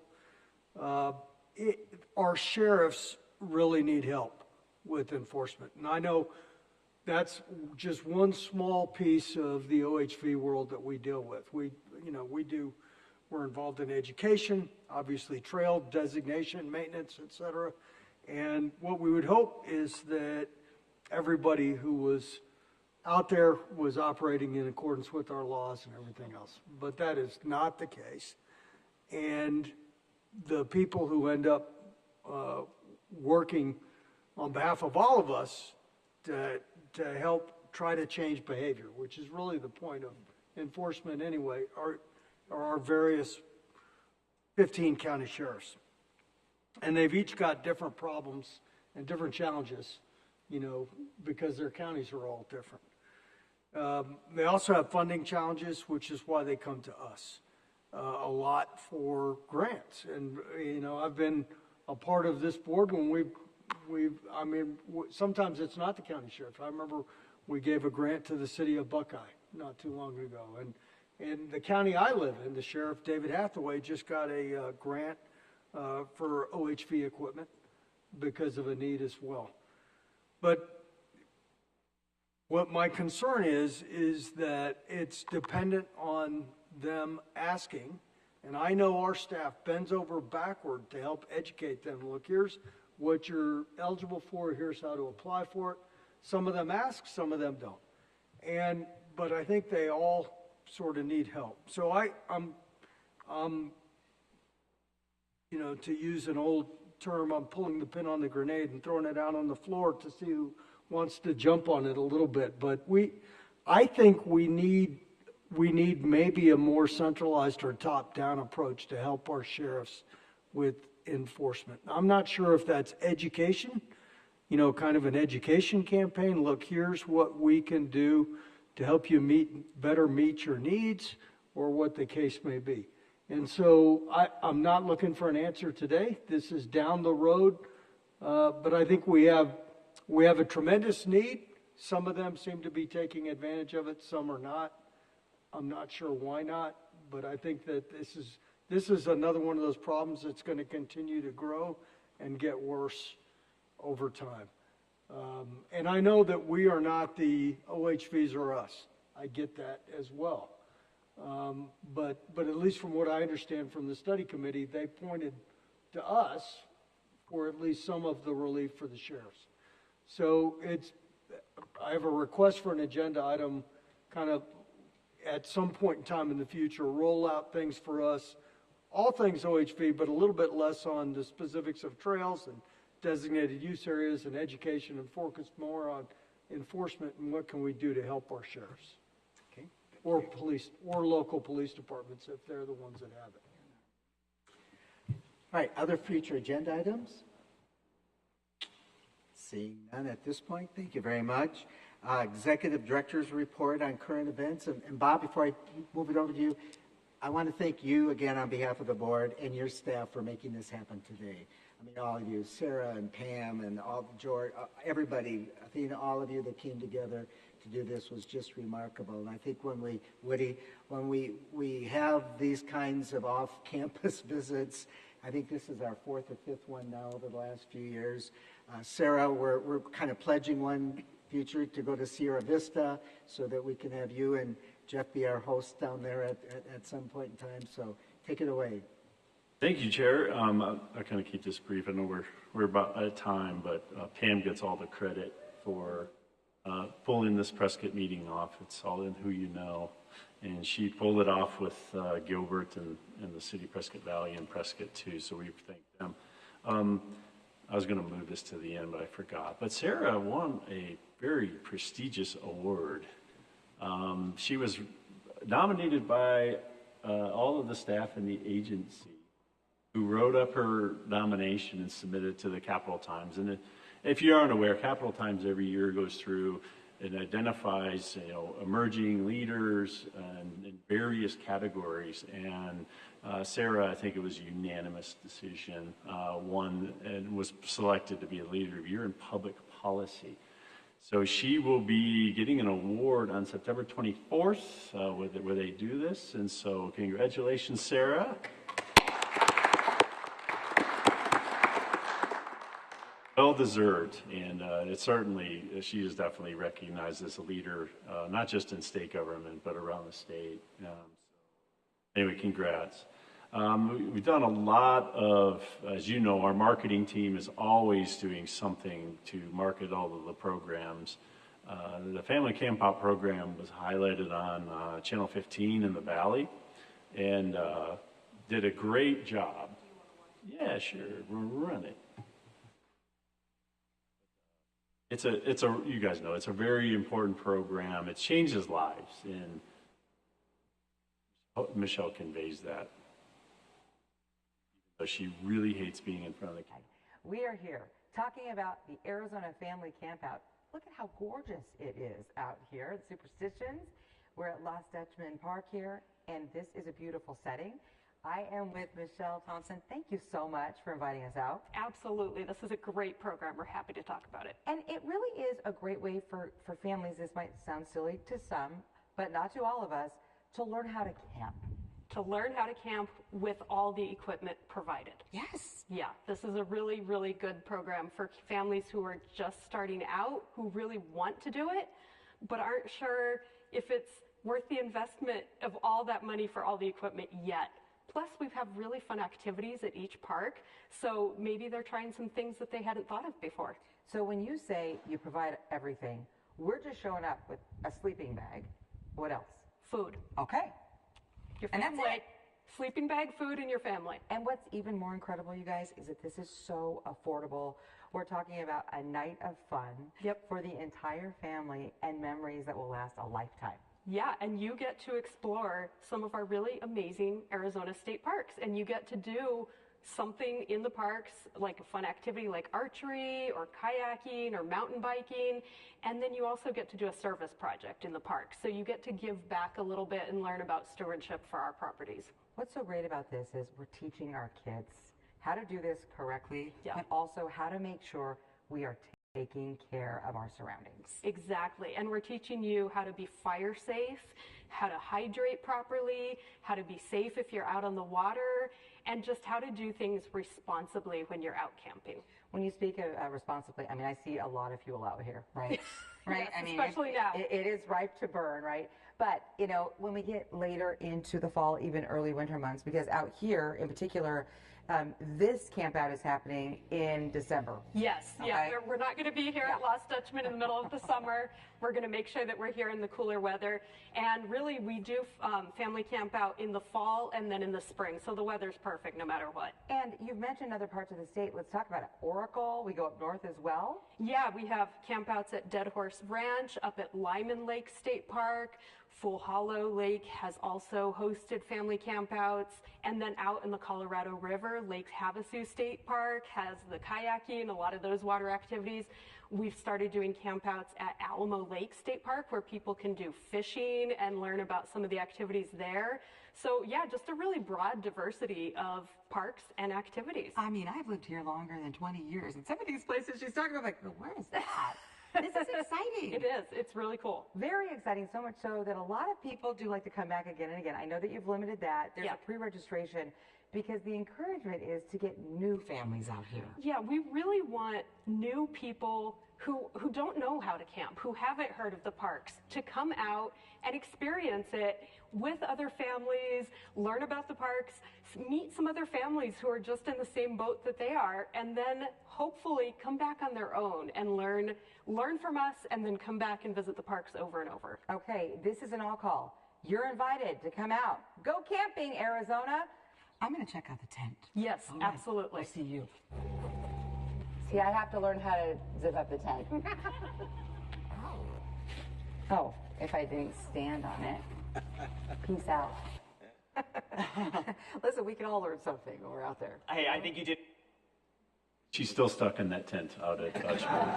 We've been giving her water, but you can see it's a really neat program, and the reason why we're asking for more staff, because honestly, Louis is the only person that's running that program with a slew of volunteers, as well as our parks that are, putting this as a priority to help. But it's a program in high demand, and certainly those are great to get awareness. Well, now we're getting the the awareness, and they're starting to call, so we want to try to fill that. So thank you for showing that one. This is Foreign Frenzy is something Governor Hobbs came out with about being much more efficient government. And Frenzy 24, Foreign Frenzy 24 was an initiative. It's to each agency to try to find a form that you have that you either don't need, streamline it, or get rid of it, or just make it better for our public that we serve. And so this challenge went out to all of the agencies, and it was interesting that the average American spends 35 hours a year filling out government forms. And that's not very, taxes. I don't know if taxes count or not, but some of us are really easy. But anyway, we've participated in that, and then this event here that's shown is for Parks and Trails was through the State Historic Preservation Office. It's the state property tax reclassification for historic properties. So it's a program that not many people know about it, but if you have a historic property and you are going to renovate or update it, it's an incentive to keep historic properties, dwellings inhabited and not destroyed. Well, you are eligible for a tax credit for that project. So, but the forms and all of that process between us, well, you can look at it right there. There's all of the forms. I think we have to work with the Department of Revenue, I believe, or the Secretary of State's office. And so SHPO decided they're going to really streamline their form and roll it out and make the process much more conducive to getting these things through, eliminating any repetition. They did a whole bunch of things. And so the new form that rolled out, totally run by SHPO, Ariana Urban and Eric Bondi were the ones that are taking this on, and they got recognized down at the cabinet meeting with the governor present and all of her staff. And just something we're continuing to look at to improve that. And they came up with this all on their own. They said, we hate this form, can we change it? And here was the opportunity. So the next, oh no. So that's why you wanted these pictures. Sarah and I got to go to NASPD last week. It was in the Gulf Shores, Alabama. This is the association. If you don't know, all 50 state park directors and agencies get together and talk about a lot of issues. The weather was horrible. We were caught sort of on the east side of Tropical Storm Francine. And you can see Sarah, she started off fishing in her poncho, but the wind was so much it blew it off. And that second picture is 5 seconds later, but she's still holding the fish. So, are you sure that's when she was 8 years old?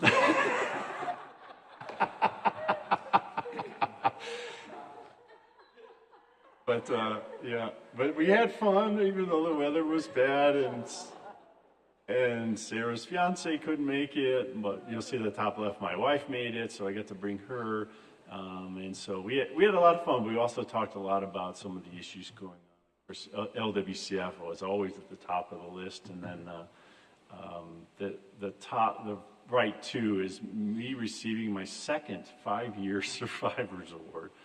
It's sort of weird, but when you're a state park director, if you make it 5 years, that's something.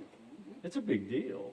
Well, I did it twice, in Colorado and also in Arizona, but they really give you these plaques, and those are the only other 5 that made it. And me, of the total of 10 years, is probably one of the most tenured state park directors. So yeah, it's kind of a sick thing, but you're going to give me a piece of paper, I'm going to take it. So anyway, but we had a great time, and those are all about networking and sharing examples of what some are doing around for their agencies. And so it was fun. Weather could have been a lot better, but we have the Emerging Leaders is the upcoming, if you remember, this is the investment we're making in our staff, really to deal with not just enhancing their leadership and their abilities and their knowledge, But this is a succession plan.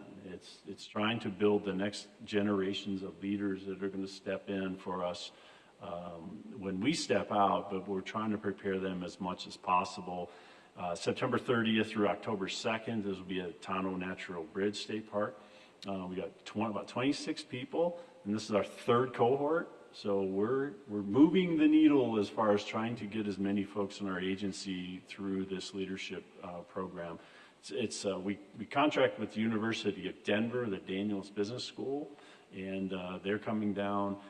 Not only they teach the emerging leaders, but next week they're also teaching our executive leaders, and so we're going to continue down that path, and it's really been great. I think one of the metrics you can see is when folks come into this class and get a chance to learn, the rate of promotions that are going on in our agency is really a good sign that these leaders are believing in themselves and they're stepping into some of these roles that maybe they wouldn't before this class.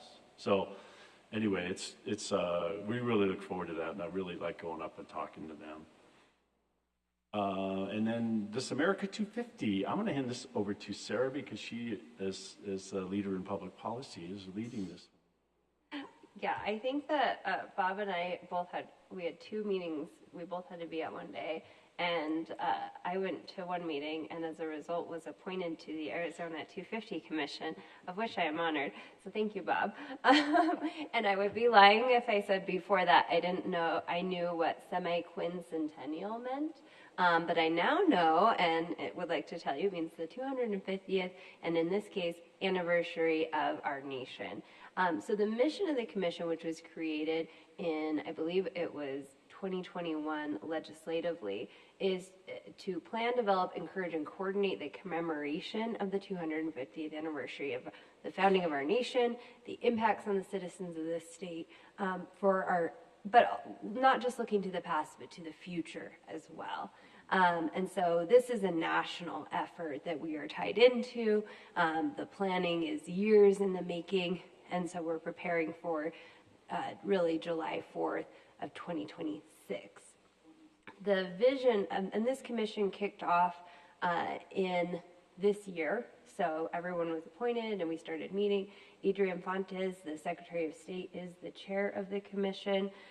Our vision is to illuminate Arizona's untamed spirit of independence. The 250th celebration will serve as a cornerstone for a statewide commemoration that uplifts the voices of all Arizonans, drives innovation, preserves history, and forges lasting connections. Together, we will tell our state's story.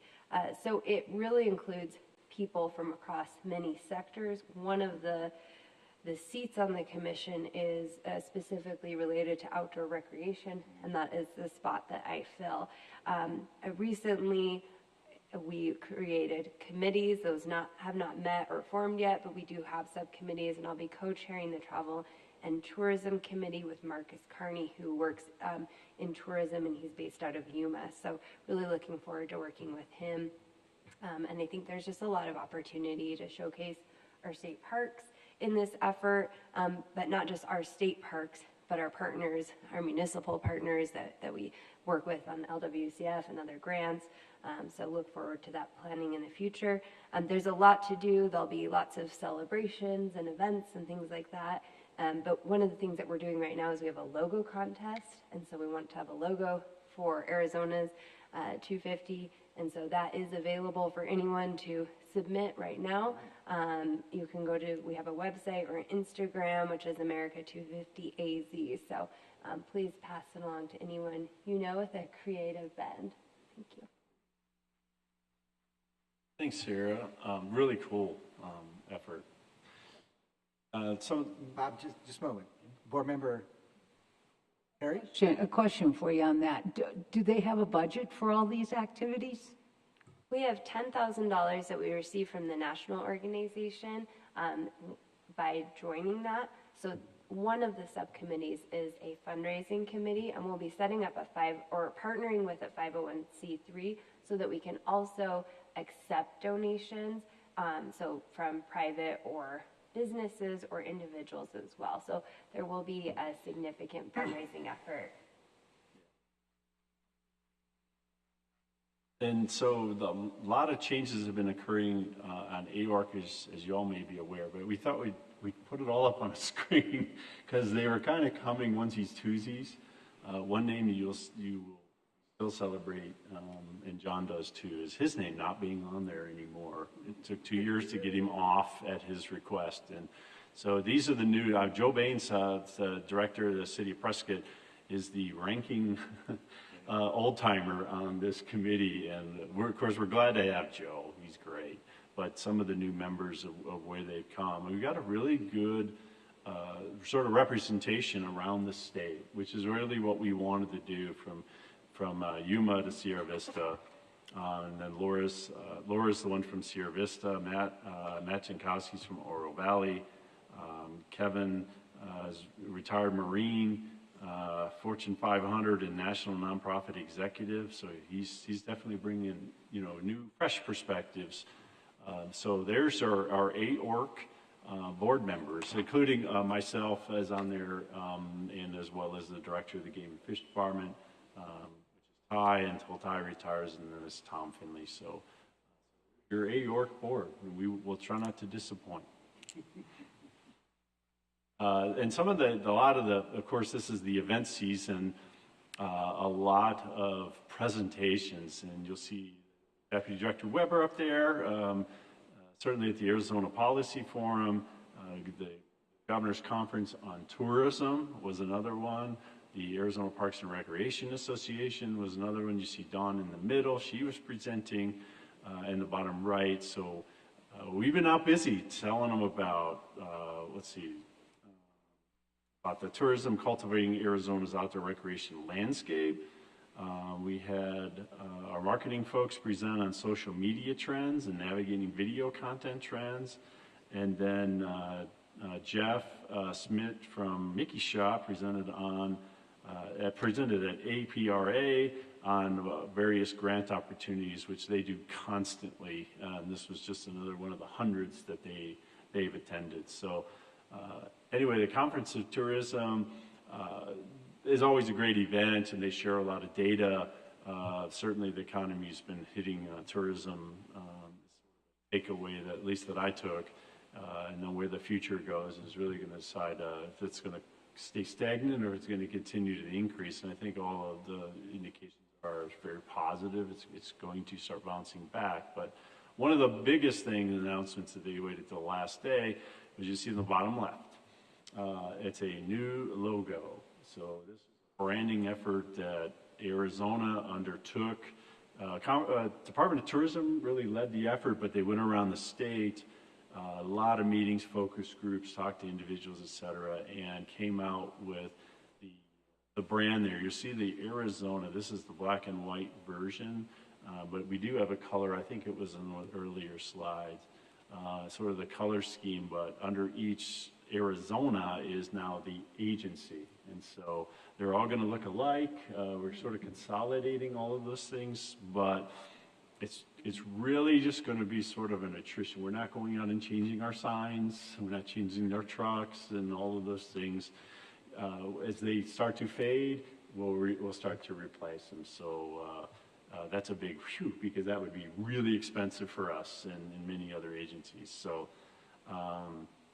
anyway, I think that's the last one. Yeah, thank you, sir. Appreciate it. Thank you very much, Bob. Really appreciate all that good news. Now, and I have to applaud and commend City Council member of Prescott, Kathy Rusing, for sitting through and listening to all these areas. And I asked her if she'd like to come earlier in the agenda, and she said no, she wanted to hear the whole thing. So now that you've witnessed what our Parks and Recreation Board is all about, we would like to welcome you up to the podium and give us your pitch. We really appreciate you coming and being a part of this. Well, thank you very much. This has been very enlightening, and it's also been very inspiring as an elected official to see all the hard work that this board does on behalf of the citizens and the people of the state of Arizona.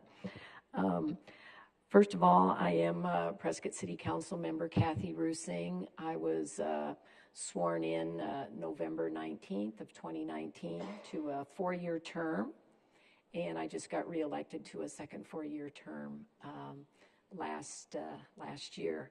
But interestingly, when I was elected in November, by March, I was down at the state legislature with a citizens group called Save the Dells.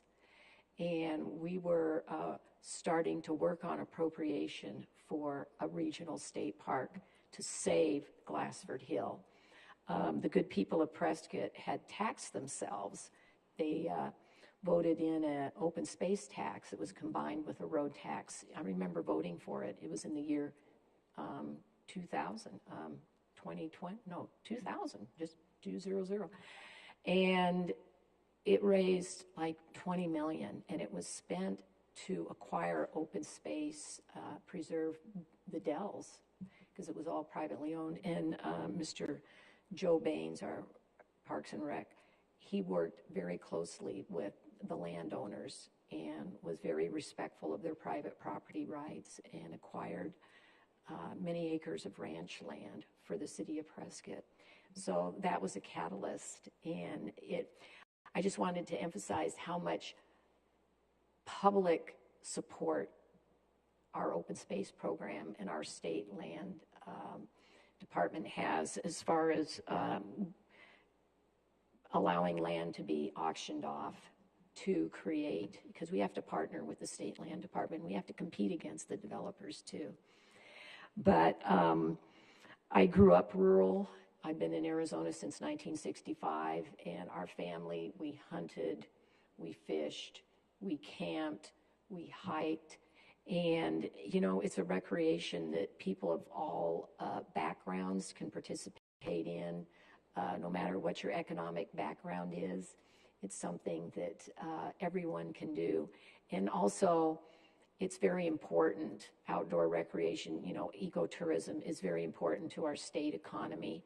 And we're hoping that having the Glassford Hill Regional Park right in our midst will allow people to come up. It'll become a destination for the region, and people can come and enjoy the regional park and the other attractions that we have, and eat, drink, sleep, and increase our sales tax base. We have another state park here, Charlotte Hall State Park, and it is wonderful. It's been in Prescott for many years. I forget how many years, but I remember going to it when I was a kid. And it's very important. People don't realize how important Charlotte Hall is to our community as far as for their library and their record keeping, because we have a downwinder program. I'm a downwinder. My husband's a downwinder. Everyone in northern Arizona and southern Utah, we were showered with radioactive fallout from the open air nuclear testing grounds from north of Las Vegas, Nevada. So we kind of grew up under this cloud. And this year I helped my sister-in-law. She came down with cancer. And Charlotte Hall was very important in documenting that she was a resident here when she was a second grader the summer of 1961. And we submitted the records. It's a huge form that you have to fill out meticulously, and you have to send it off to the bureaucracy in Washington, D.C. And we got it approved the first time around, and she received her check for $50,000.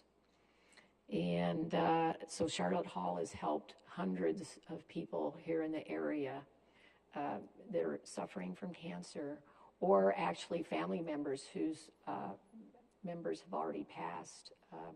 Unfortunately, the program was allowed to expire, so we're working on with our federal representatives to get it reinstated.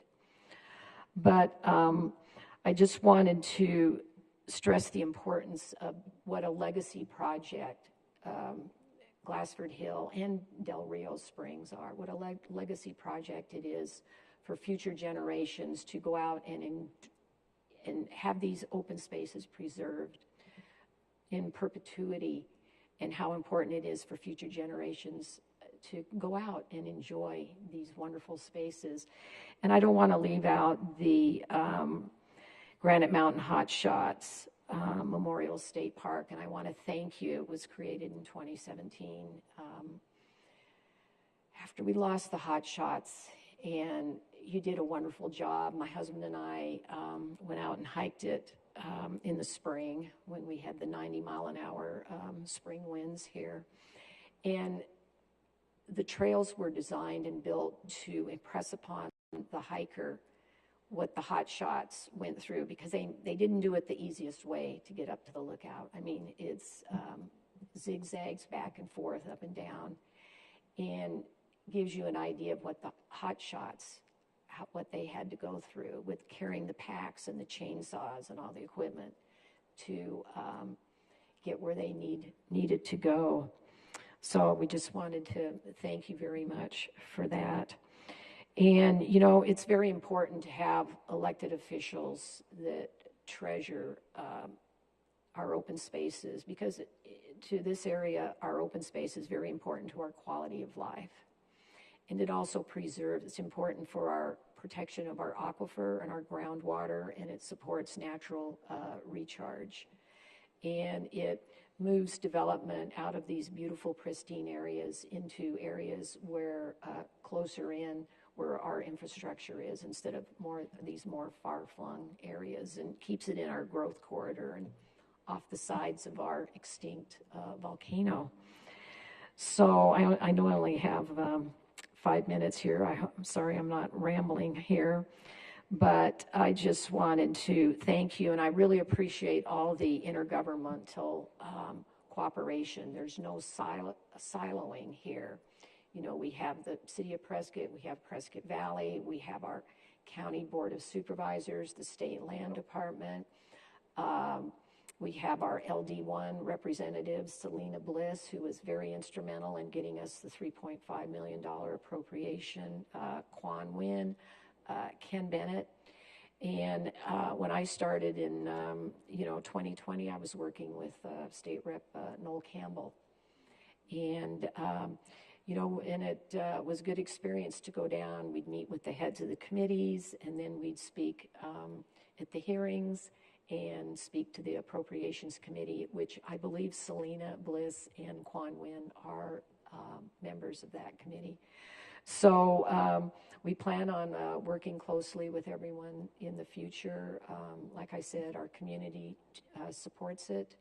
And I just wanted to say thank you for everyone for coming up here and taking the tour. So we hope to keep in touch and see more of each other. So I don't know if anyone has any questions. Thank you very much. Any questions of the council member? Thank you very much. Okay. Really Thank nice you. having you here. Just for what it's worth, tragically, you may be a downwinder, but to us, you're an uplifter. So just remember that we citizens like you, and we're a volunteer citizen board as well, as you well know. I can see why you were reelected. You have that passion, you have the storytelling, you're a native, you know all of the things that so many, but we need that story to be told over and over and over again. So again, thank you very much, council member, and good luck and success on your leadership here with Prescott. All right, saying that in mind, future meeting dates are listed. Pam went ahead and did that, so put it on your calendars. Sarah, we're going to go to Sierra Vista. I'm not sure when that's going to happen, but that's one of our upcoming opportunities with us. So with that in mind, and thank you all for your patience and your commitment to make this successful. Oh, I'm sorry. Just a quick comment on the future meeting dates that are listed, that in November and December, that is the second Thursday of the month, not the third Thursday of the month, as we typically do. We're amenable to whatever, obviously. If there's any concerns on those dates, get back to Bob and Sarah and Pam as soon as possible. But for the record right now, we'll put them on there, and if there is a problem, because we are 5 strong, and we got to make sure we have to make sure we have a quorum for each one of those dates. So, right, that's okay. All right, very good. All right, we'll get back. Anyway, thank you all very much. Safe travels back for those of us who are traveling.